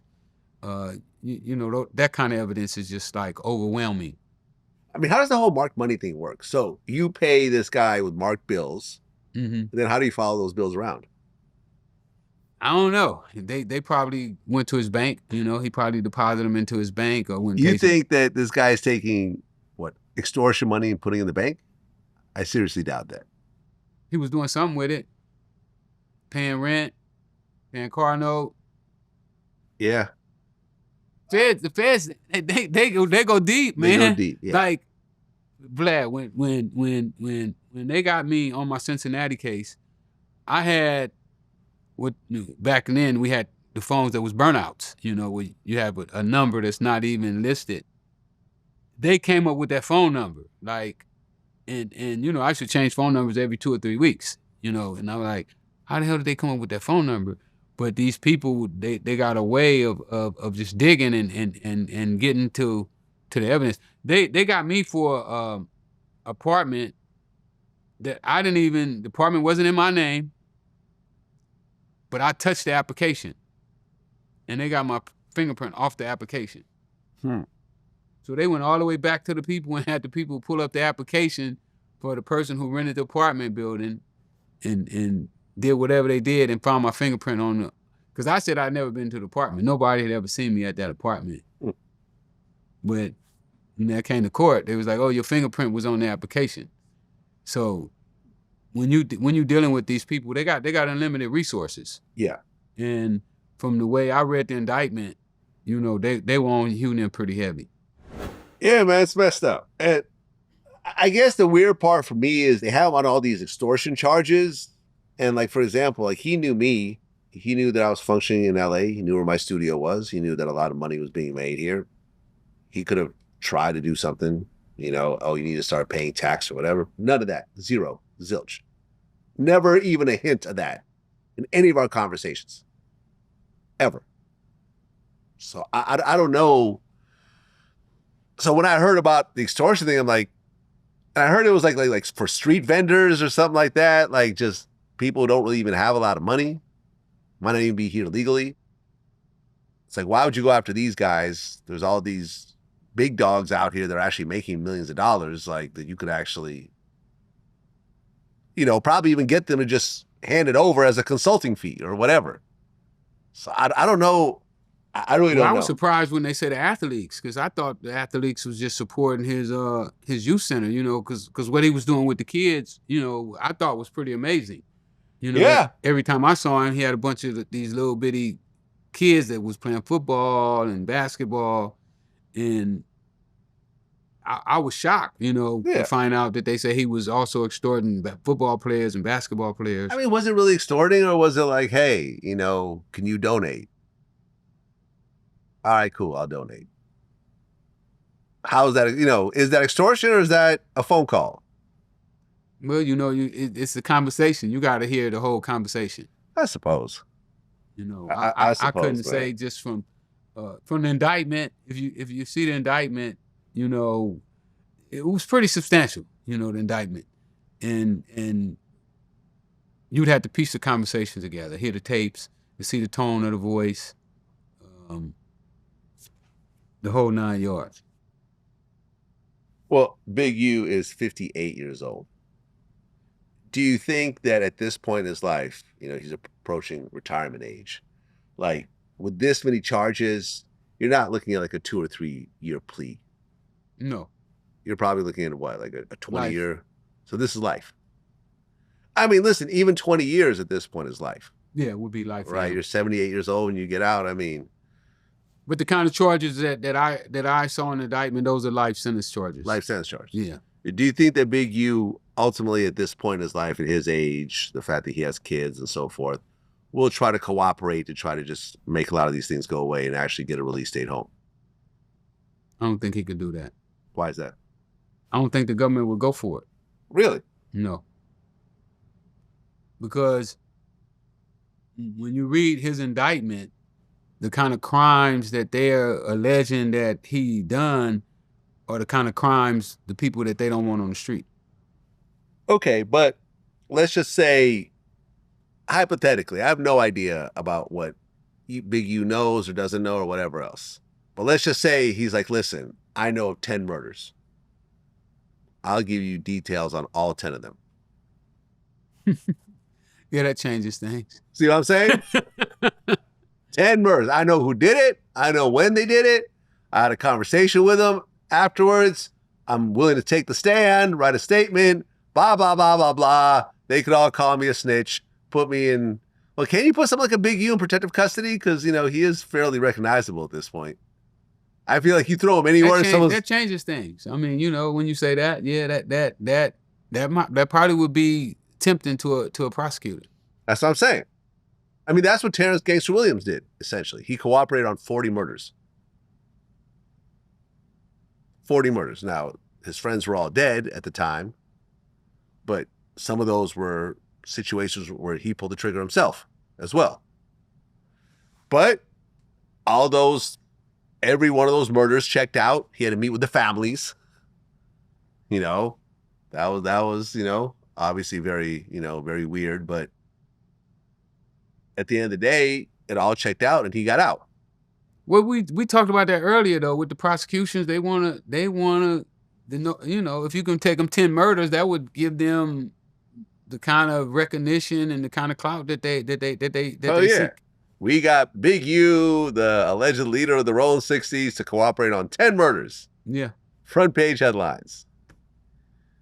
He's the new Sammy the Bull. I think that's kind of far-fetched though. I mean, that is not something that, you know, I don't know. Anything's possible, but I don't see that as something that would be, I don't think that would happen.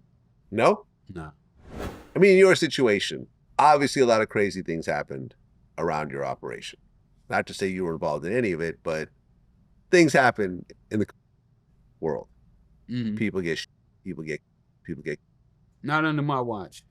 I purposely wanted to keep violence out of my perimeter. You know. Okay, but there have been situations that you knew about where people got around. Of course. During that time. Yeah. Not to say this was your worker or your customer or whatever else. These things happen and people talk. Yeah.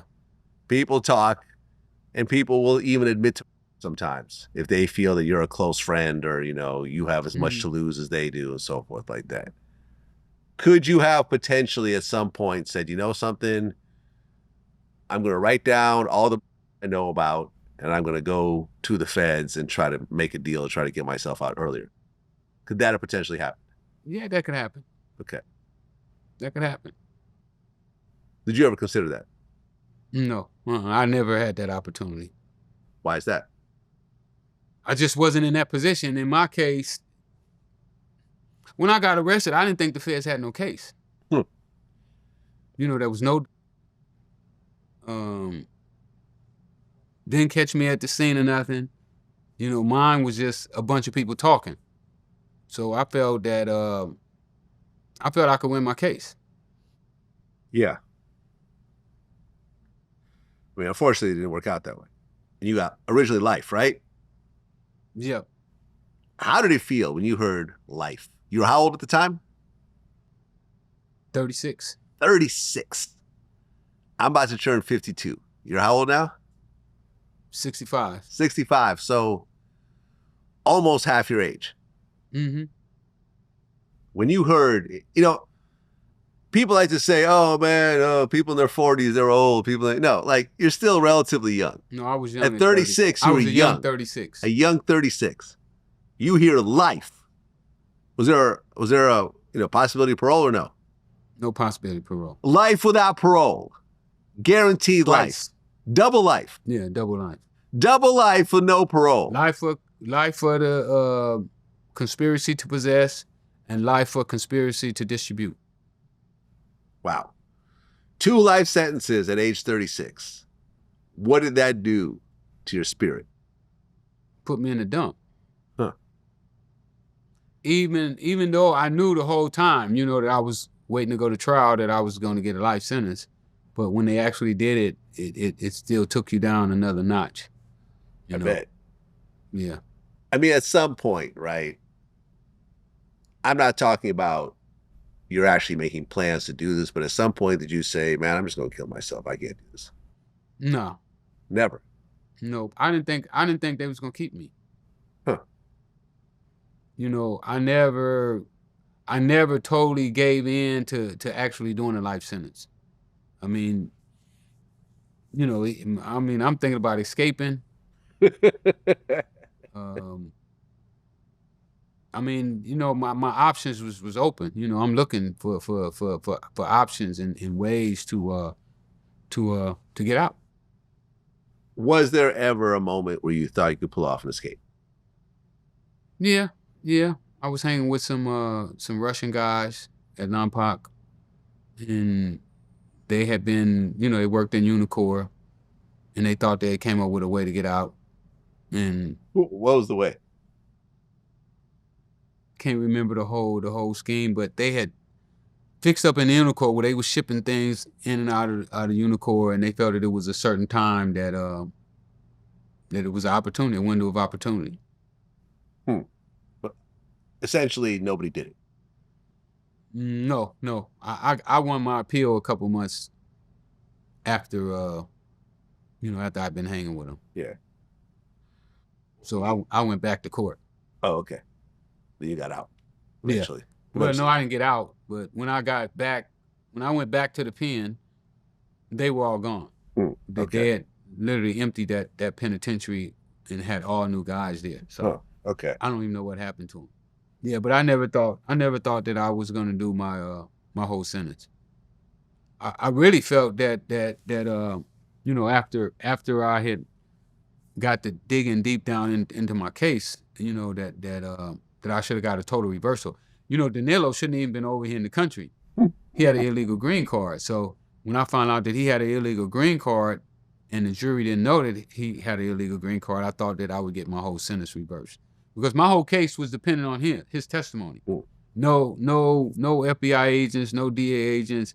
I mean, they heard the tapes. You know, that's why I was telling you about the tapes. The tapes become evidence as well.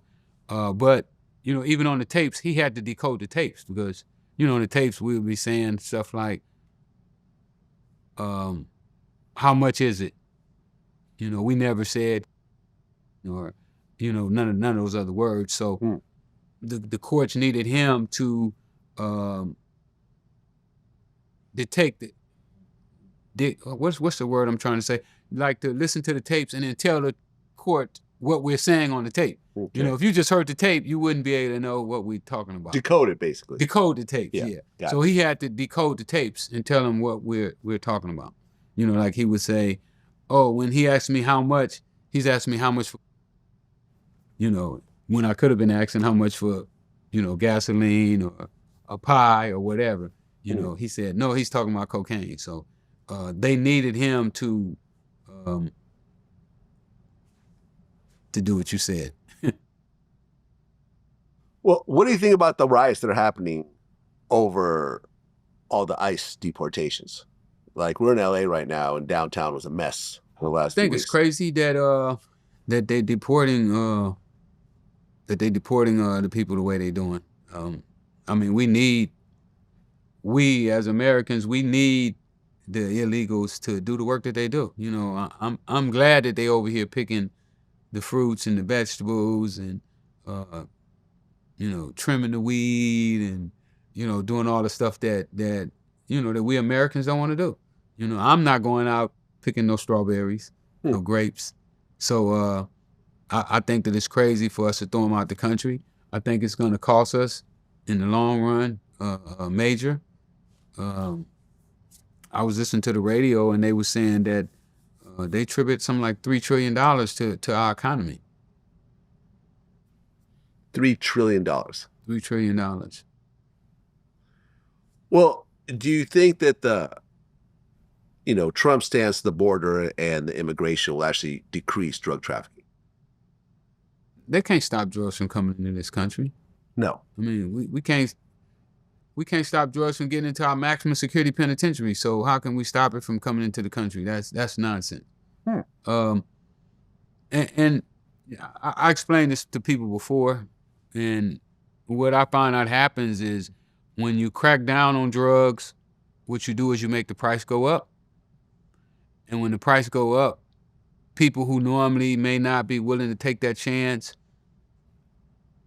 when the money is right, then they're willing to take that chance. So in actuality, what you do is when you drive the price up, you invite more people to get involved. Really?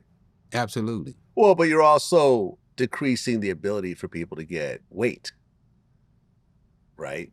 The price is going up because people are getting busted, and then your plug ends up going to prison, or he just disappears, and then suddenly you don't have a plug anymore. So right, but then somebody else gonna become that plug. You know, I had a saying, right? And you know, I consider myself a thinker. You know, I like to sit down and look at situations. And I was saying that if you had a magic wand right today, and you could take all of the drug dealers out the equation, the drug users are gonna create a new drug dealer. Pretty much. Yeah, they're gonna create another. People want to get high. Let's just keep it 100. People like to get high, and they're gonna get high. And they're gonna get high. They'll figure out something. They're gonna figure out a way to get their dope. So it's not a situation where you can incarcerate, you can lock up. You know, that's not the way that you handle it. I mean, look, like, I interviewed Aaron Carter, who used to be like a platinum selling, you know, teenage pop star. And near the time of his death, you know, I did his last interview. I mean, he was huffing. He was taking like aerosol cans and inhaling them, you know, which would just completely destroy your lungs in the process. He ended up ultimately overdosing and dying. I think he ended up drowning in his bathtub. But yeah, you take away the cocaine and everything else like that, people figure out something to get high off of. And they're going to get cocaine. They're going to get cocaine over here. They'll get cocaine anyways. Oh, yeah, they're going to get cocaine over here. Somebody going to buy. I mean, when you're talking about the number gets so big, then somebody going to say, oh, man, I can get it in there. You know, I got a ship. I got an airplane. You know, it's impossible to fight a substance, you know. Yeah, I mean, look, I've gotten offered cocaine like twice in the last year. And it's always just been like, damn, like, you don't even know me like that. Like, you know what I mean? Well, you know who I am. So I guess they feel comfortable because I'm a public figure. I'm not just some random, but I mean, like, some of the people that have offered me, like, yo, you do know there's fentanyl mixed in with this shit out here. Like, this is dangerous. Like, but people are still sniffing as if it just is what it is. Yeah. They're going to get high. Yeah. I mean, I've never touched cocaine. I've always said this. I've never touched it. I had a friend overdose and die at 23. I said, that's enough of a warning for me. that if this is the worst case situation, you ain't missed nothing. You ain't missed nothing. No, I don't think I missed anything. I probably saved a lot of money. Yeah. You know? But I don't know. I just feel like with the ICE thing,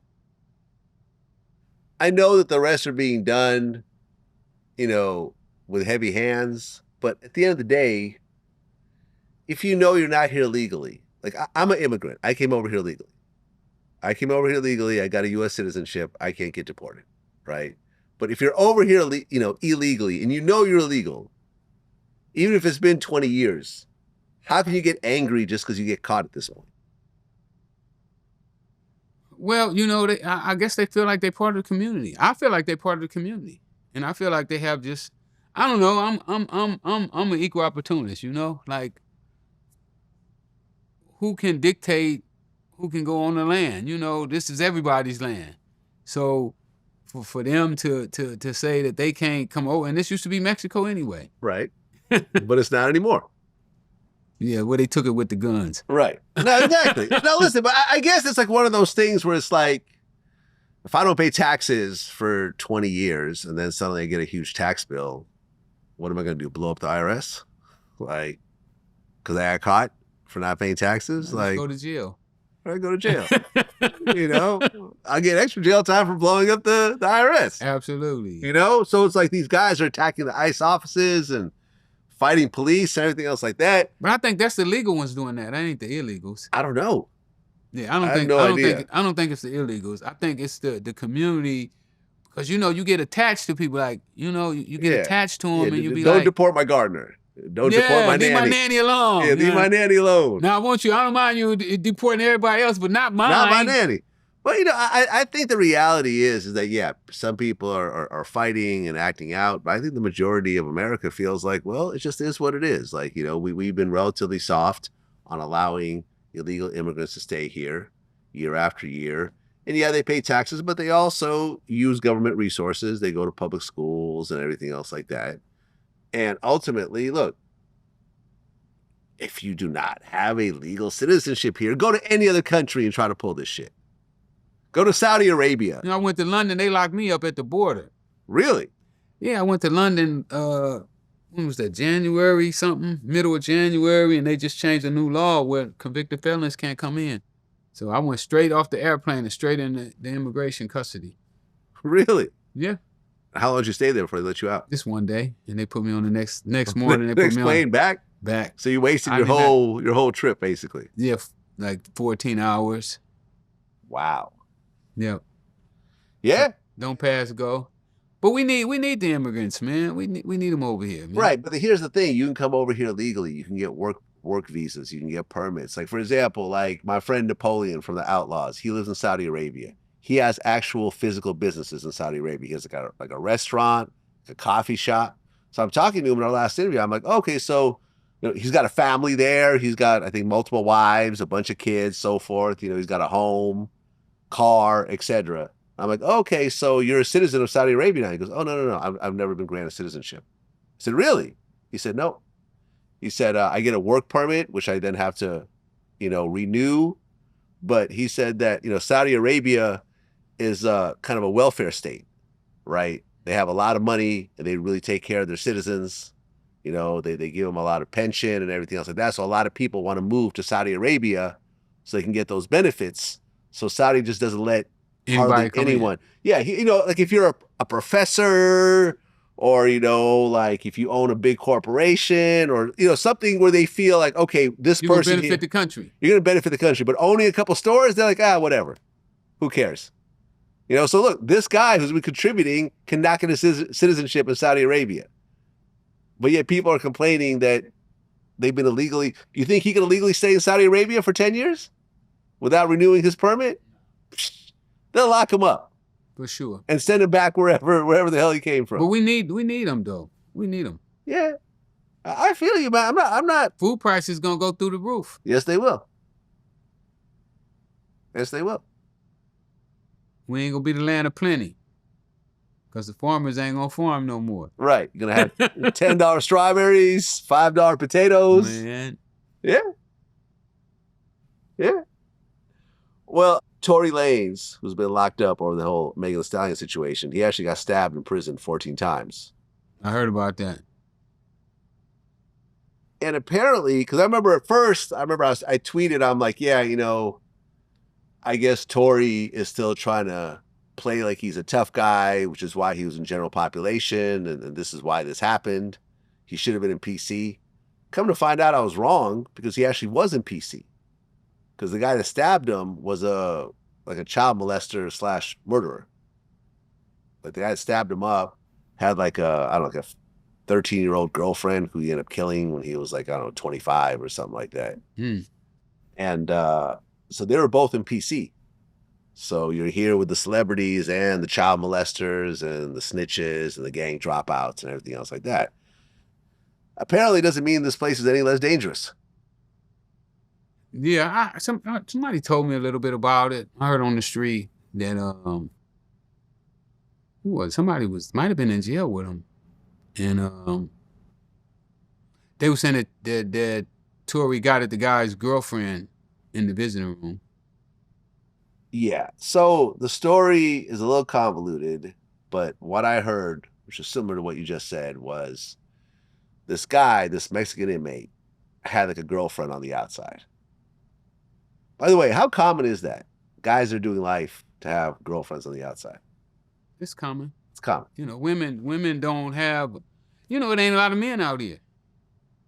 It's more women than men anyway. So, if you can get you a man in jail, have him all to yourself. Right. It's actually funny, right? Is I had this guy, Hector Bravo. He was a California prison guard for like 16 years or something.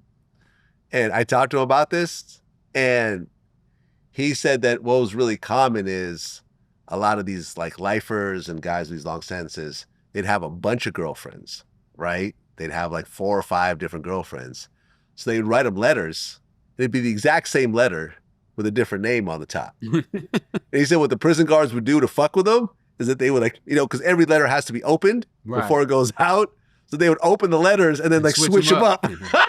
So the letter to Judy would go to Martha, and the Martha letter would go to Lisa. So these girls would open up these letters and have the wrong name on top. And, all hell would break loose. Wow. So in the old days, the prison guards, the correction officers, what they used to do is it's mandatory that the officers read the inmate's mail as it goes outgoing. Mm-hmm.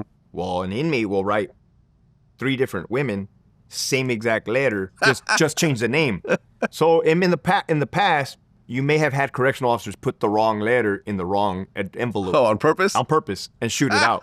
That would happen all the time. So Mary would get a letter that said Judy. And hey, Judy, you're the love of my life. Judy would get a Catherine letter, and absolutely. Catherine, God knows what she's getting. That's a thing. Wow. That's a thing. That's crazy. So the story goes, I don't know whether this was on the phone or in person like you may have heard, but apparently... They said it was in person. It was in person. Okay, so maybe this guy was in jail with him. Okay, right. So it was a visiting situation, and I guess the girl flirted with Tory. So Tory, not really understanding prison politics and really working out the situation, thought, oh, I'm going to do the right thing. I'm going to go to this guy and say, hey, man, your girlfriend was kind of flirting with me. So I guess the guy spoke to the girl, and she said, no, that's not what happened. He was flirting with me. So now you got this guy doing life in prison, alone with his thoughts. For a couple of days. And at the end of that thinking process, he grabs... Have you seen the video? No. Oh, it's crazy. It's an attempted murder. 14 times. Wow. He's just stabbing over and over and over again. This was like a warning stab. This was like, I'm trying to kill you stabbing. Have you seen this type of thing happen? Will people get stabbed? Well, over girls and this type of situation. Yeah.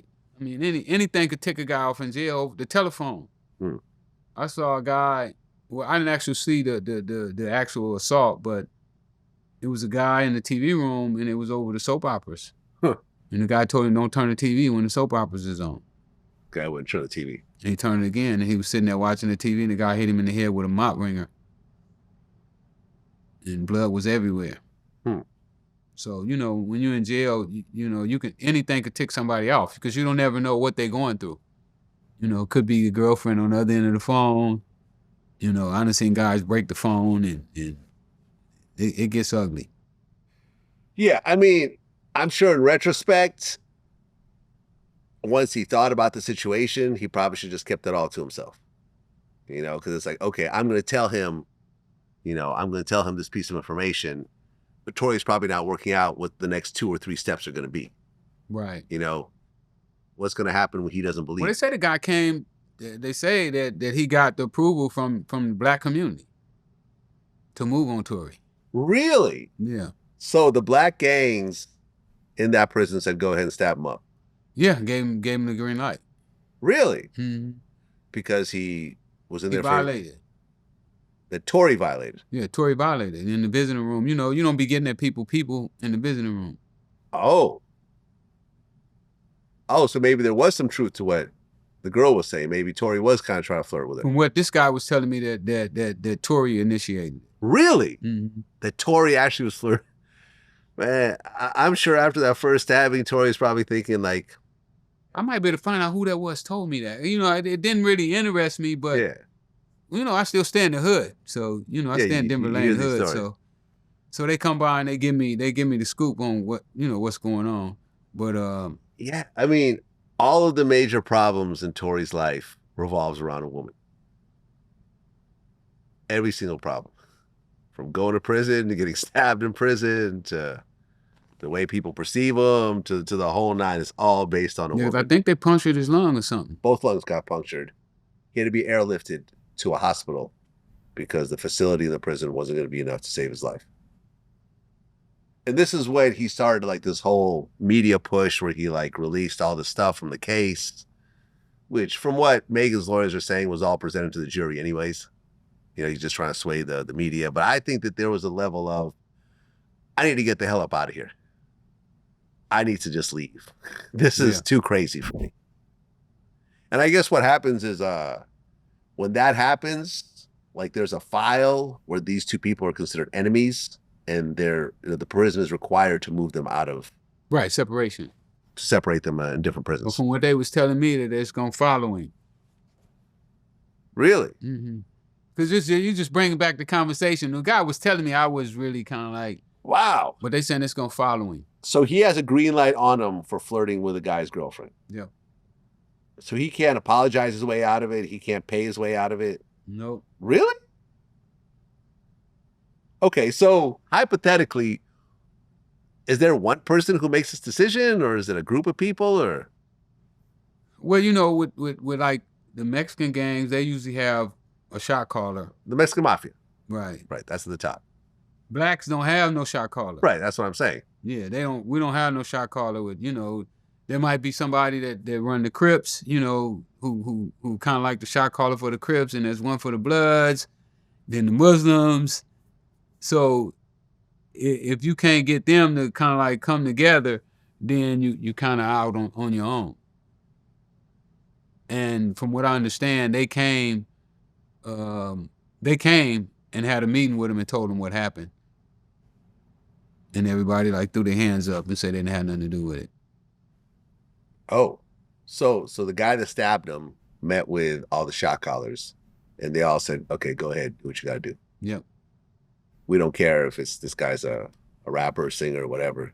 Right, he violated. It's a violated, different set of rules. And you're saying the next prison he goes to, there's still a green light on him. Yep. For that type of thing. It's that serious. That's what the guy told me. But I mean, everything can be worked out. If there's enough money, if there's enough pull, whatever. At some point, can't Tory fix this? He probably could. I mean, and like you say, anything can be worked out, you know. But it's just a matter, does he know how to do it? You know, does he has the wits to put together what it's going to take to get him out of that situation? Well, did you hear about the Swifty Blue situation? Mm-mm. Swifty Blue is a, Mexican Southsider rapper out here. And 19 Mexican Mafia gang members were charged in conspiracy to kill him.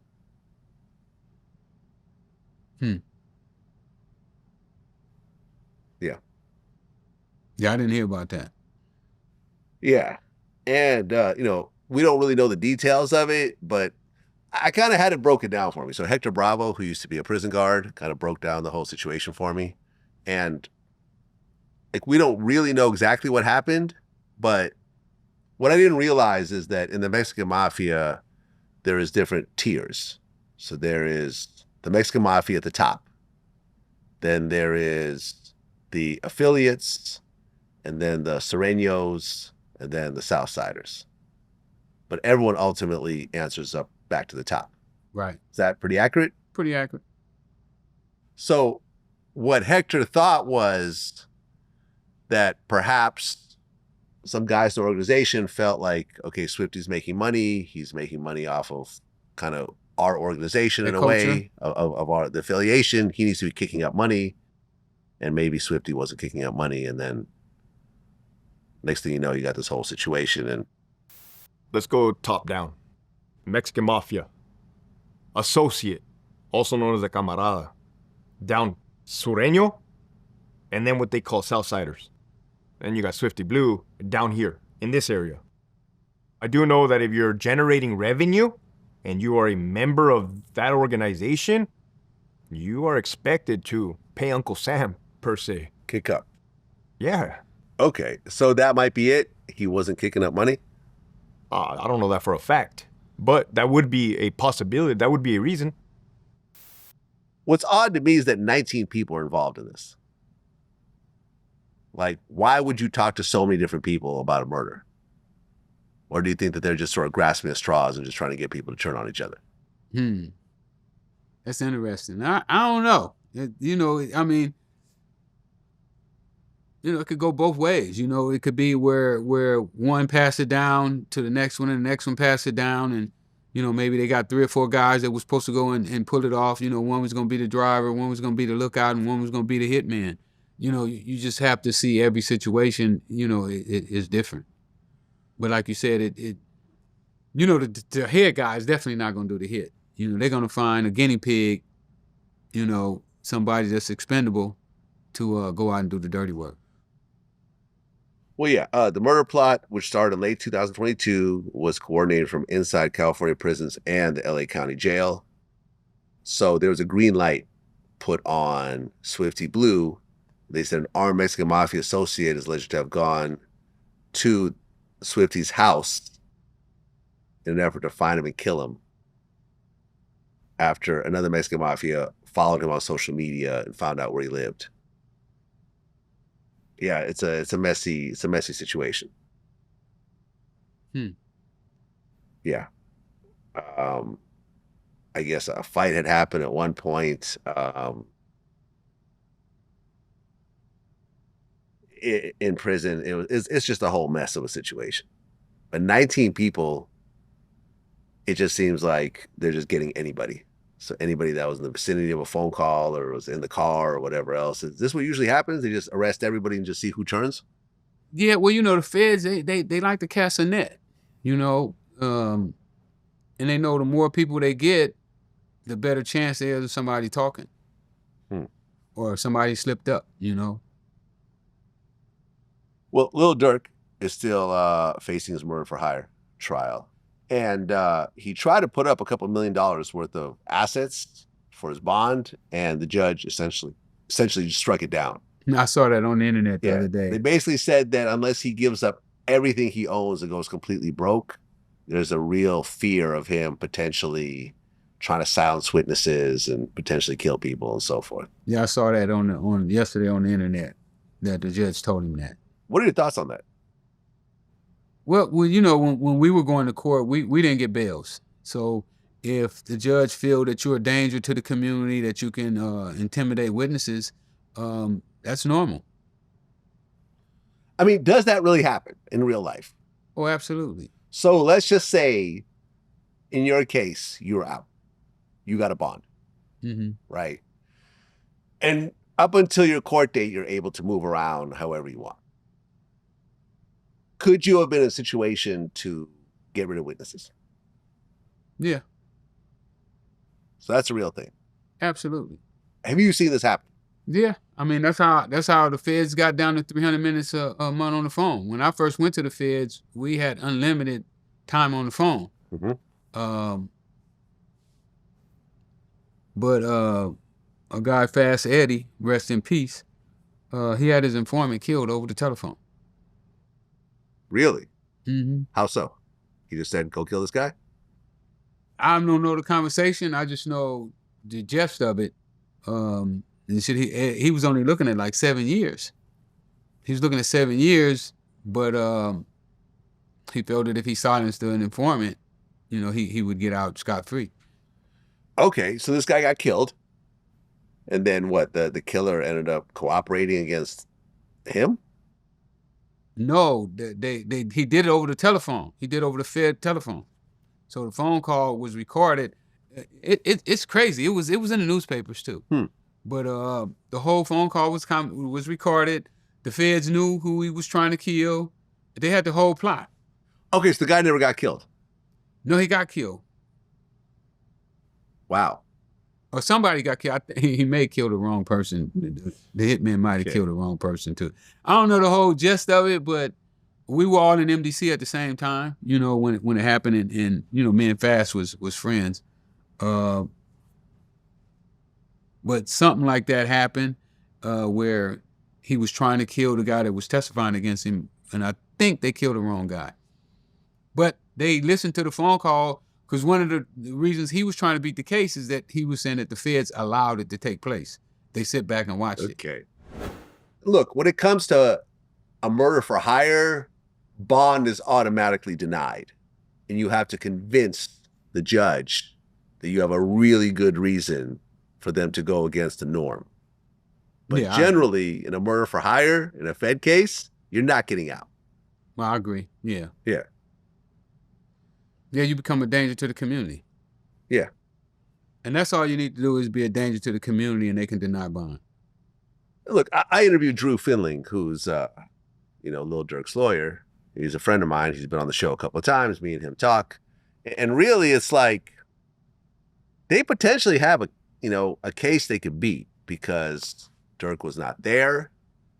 You know, he didn't buy any of the guns. There's no footage of him saying, go kill this guy and I'm going to pay you this much. And I don't even know if there's a money transfer that's officially, you know, locked in. But what I said, which, you know, Drew agreed with me on, is that it's really going to come down to his co-defendants. If his like serious co-defendants, the guys, the actual shooters, all say Lil Durk put us up to it, it's going to be hard. Yeah, that's pretty strong evidence. Because that was your case, right? People just turned against you. No, I only had one witness. That's your plug? Black Dawn, yeah, that was my only witness. That was your only witness? Yeah.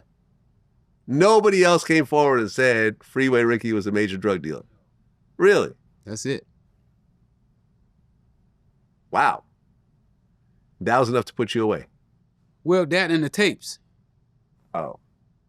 You know, we had tapes where he was recording our conversations. Wow. He was wearing a wire. He was wearing a wire, yeah. Wow. So the wires is probably, the judge said the wire, but I don't know, it's crazy. I don't even like going over that stuff, you know. Yeah. She was saying that the tapes was enough evidence, but I'm like, well, if he wasn't supposed to be in the country, then if you go by the fruit of the forbidden tree, you know, anything that come off that tree is supposed to be thrown out. Yeah. But you know, it is what it is. They you know, the judges can bend the law. The law can be bent and twisted. But I don't know. I mean, from what you explained to me last time, you know, with the cards being bought with his credit cards and him flying out here doing the same time, you know, all that's circumstantial evidence. And you know, a lot of times what the prosecutors tell the juries is that you're not going to get the whole picture, but you can take your imagination and put this picture together, you know, fill in the blanks. Well, even the judge said that he seems a little unconvinced from the evidence that Durk actually was the mastermind as opposed to him having just a bunch of hotheads around him. Because if you really think about it, you know, King Von was also friends with all the guys who actually pulled the trigger, right? The guys who put together the murder and everything else like that. Those were, those people had the same type of reason to kill animosity, to kill Quando Rondo as Durk potentially had. Right. With way less to lose. Right. So could they have just taken it upon themselves to do it? Absolutely. Could Durk, he has a company card. He's paying people for hotels and flights, but not necessarily knowing what they're going to do. I've got employees, right? I have flown my camera people out to different states to do shoots. They go and kill someone along the way. I don't know that was going to happen. That's not why I sent them out there for. I sent them out there to set up a camera and to shoot an interview. If they go and kill someone and rape 3 women and, kill a dog. We talked about that earlier, though, remember? Yeah. What you give me your keys for? Right. Did you know what I was using these keys for? Yeah, that's what it's going to come down to. And, and unfortunately, the ringleader flew in with Durk on a private plane. The guy that went and got the ski mask and got the guns and everything else like that. It's going to come down to what did you guys talk about on the trip here? Yeah. If that guy turns on Durk, I think it's a wrap. Even if he don't, it's still, it's still going to be tough. If they find that this guy who flew on the plane with Durk, flew on the plane to come and do that, it's like the jury can say, the prosecutor can say, do you think they talked about what they was going to do? This is his partner, this is his best friend. It's like in my case, Michael McLaurin, the one who was driving the car with the dope in it, I gave him the keys. When Danilo gave me the keys, I gave the keys to Mike with the dope in it. So, I testified to let Mike off the case. I told the jury Mike didn't know there was dope in the car. I never told him it was dope in the car. So Mike never said nothing to nobody. So the jury believed me and they let Mike go. Okay, how does this work? So we turn off the cameras, right? You tell me, hey, I'm about to go buy 10 kilos of cocaine. I say, okay. I go home and pretend like I never heard that. You then get busted. Am I somehow tied to this thing because I knew what you were about to do? No. Am I supposed to go to the police to report you? Do I have some sort of, is there a law that forces me to do that or else? No. So I can But just now say, if I could show where me and you went to the bank and you pulled out $10,000 and you gave it to me, now you become part of it. So you could talk to whoever you want about crimes, and if they keep their mouth shut, even if it was found out after the fact they knew about everything, they can't be charged with anything. Just knowing about it don't make you part of the crime. Okay. That doesn't make you part of the crime. What if you witness it? That still don't make you part of the crime. Okay, so let's just say, so we turn off the cameras, my cameraman leaves, me and you are hanging out, a guy comes in here and hands you 5 bricks of cocaine, you give him whatever, $100,000 in cash. I'm watching the whole thing.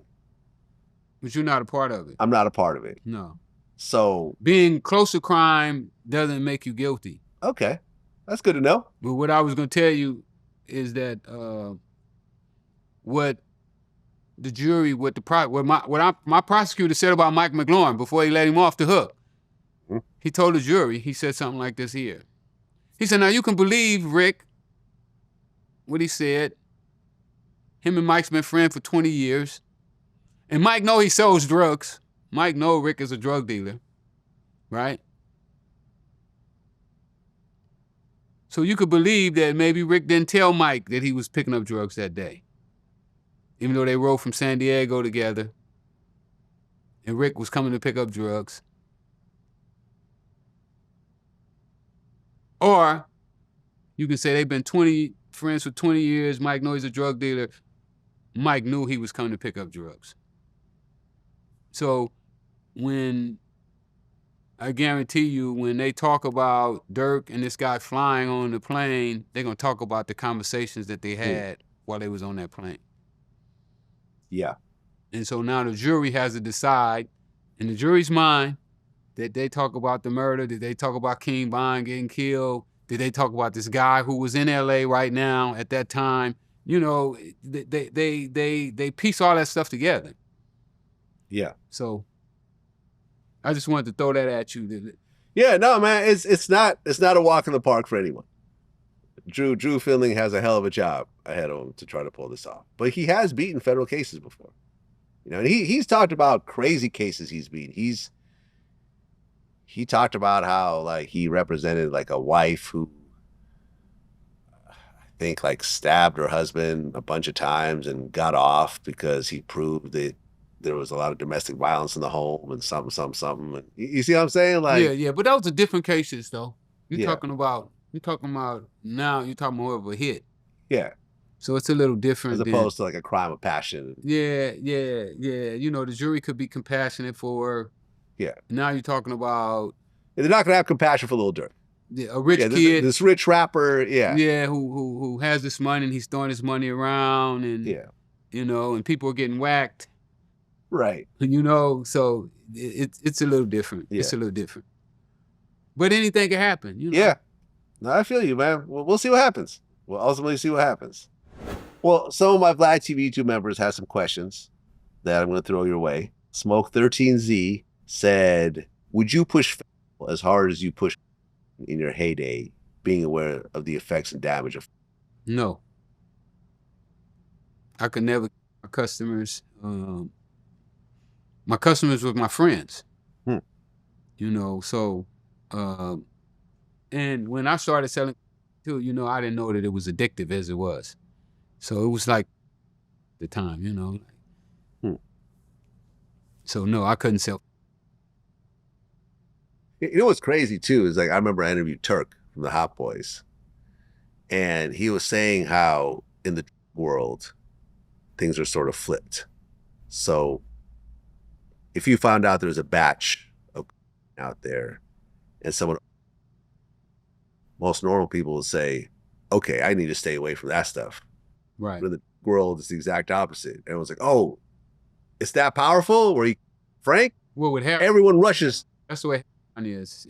I guess. I People rushed, and he even said there was a line he had in one of his songs, like, you know, I want to get the stuff that killed that man or something like that. He like quoted himself. Yeah, and it's I like, heard that's the way they are. Some things want that the person that OD'd off. That's how crazy it is.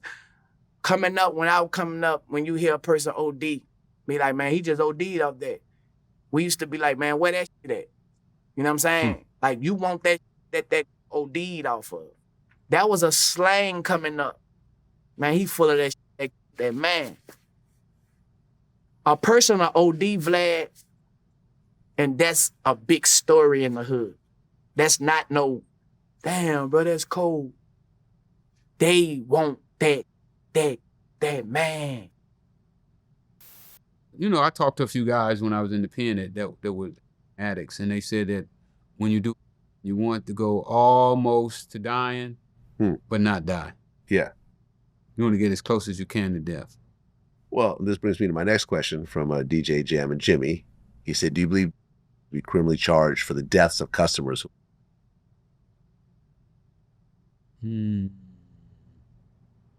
That's a tricky question. And you know, I'm a little biased, you know. Yeah. Because I'm a but you know, it's a consensual crime. You know, one of the things that they said in the law book about selling is that it's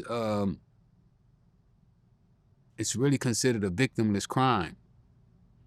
Because when you sell to somebody, you know, if you hit somebody over the head with a baseball bat, you know, they're going to come to court and say, oh, yeah, he hit me in the head with a bat. But if you sell to somebody, they're not going to come and say, oh, he sold to me and great, and I had a great time. So it's not the same type of crime as it's like a consensual crime where two consensual adults agree to commit a crime together. I guess that's what you would say. Well, listen, I personally think it should be legal. If you want to take, go ahead and take. So I feel like everything they do around the trade, as opposed to regulating, is probably making it worse. It does. You know, you bring in the violence, you bring in all the illegal money, you bring in, you know, all the crimes that go along with the human trafficking, the extortion, whatever else. If you ultimately, I mean, it's a weird situation. I mean, do you want to like have some sort of building where people could just sniff all day long, you know? I mean, they do it anyway. They're going to do it anyway. And some people can function on, you know, and if you made it where it's affordable. I mean, look what happened with cigarettes. Shit, when we was in the pen, they stopped selling cigarettes. One cigarette went up to $20. So, yeah. Yeah. I remember I asked this question to Hector Bravo. Like, if you look at all the prisons you've been to, how many different prisons did you go to? About 8. 8 different prisons. What percentage of the inmates are doing? Probably about 20%, 25%. That's a lot. 1 in 4 people. Yeah. Are doing something that shouldn't even be there. Yeah. You're in a maximum security prison. And yet. They do. Yeah. ICE. Everything is there. Everything. Yeah. The only thing there is the women. Right. Last question from another one of my members, Andrew Karayuki, 7231. He said, if you look back on your life, what is your biggest regret? Also, what is the biggest lesson in all your failures? Well, my biggest regret is that I got involved with drugs. And I don't mean to get it twisted that that I hate that I sold drugs, because I don't. You know, it is what it is. It's something I got into that was part of my history. But me being the logical thinking person that I am right now, I know that had I not got involved with drugs, I would have figured out another way to get some money, because that's the way that my mind works. My mind is always trying to figure out how to better my position. So, yeah, I wish that I never sold drugs, you know, that I would have taken my time and figured out a different way. And what was the other question he said? What was the biggest lesson in all your failures? Biggest lesson probably would be, be a critical thinker. You know, even with selling drugs, had I been a critical thinker, I could have took the money that I made from selling drugs and really set myself up well. Or, you know, now I look back at my life and I say, you could have took $1,000, your first $1,000, you could have quit selling drugs and never sold drugs again. So just being a critical thinker, you know, being able to look at a situation and figuring out the best way to do it. Yeah, and I just want to say this before we sign off. And I feel like a lot of adults have a problem with this concept. From kindergarten, you start going to public school or private school. Yeah, public. Usually public with most people, right? Including myself. Mm-hmm. You go through 12 years of public school, right? Right. And if you're serious about your career, you'll then do another 4 years of college, right? So you do 12 years of this one program, then you do 4 years of another program. Then some people go and get a grade. If you want to become a lawyer, that's going to take another 2 years, and you have to pass a test at the end and so forth. These are all multi-year commitments that you're doing to achieve a certain type of goal. But I feel like most adults, once they go on their own and become adults, they don't want to put in this multi-year project to get to the next level.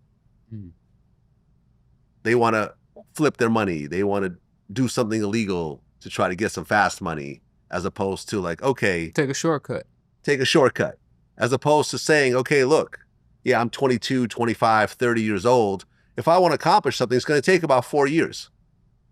It's not going to happen in 6 months. Right. It's not going to happen in a month and a half.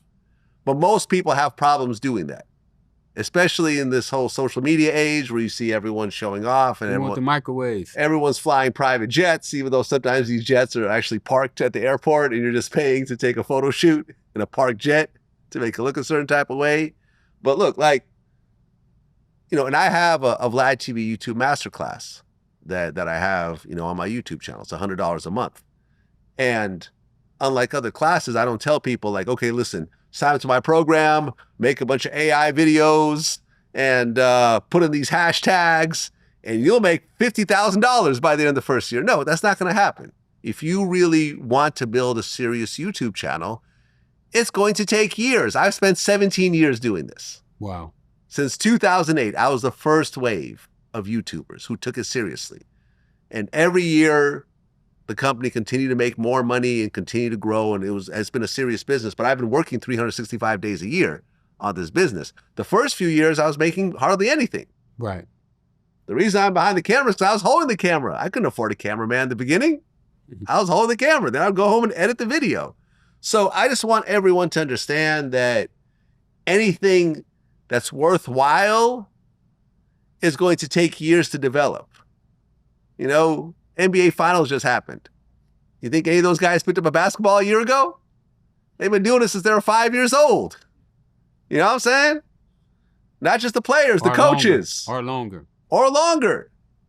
The coaches, the owners, the general managers, the agents. Like, these are all people that have built up their trade over many, many years. And I just don't want people to say, okay, well, and listen, and I haven't talked to like celebrities. I'm not going to say who, but it's like, I tell people about the stock investing. No, I don't have time for all that. I need something where I can flip my money real quick.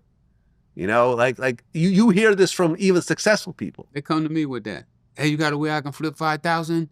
All the time. In a 10? Yeah, because people know that I'm about the stocks. Yo, I got 10,000. How can I flip it? No, I'm you can't flip 5,000 into 10,000. Put it back in the bank. If I knew how to do that, I'd be rich.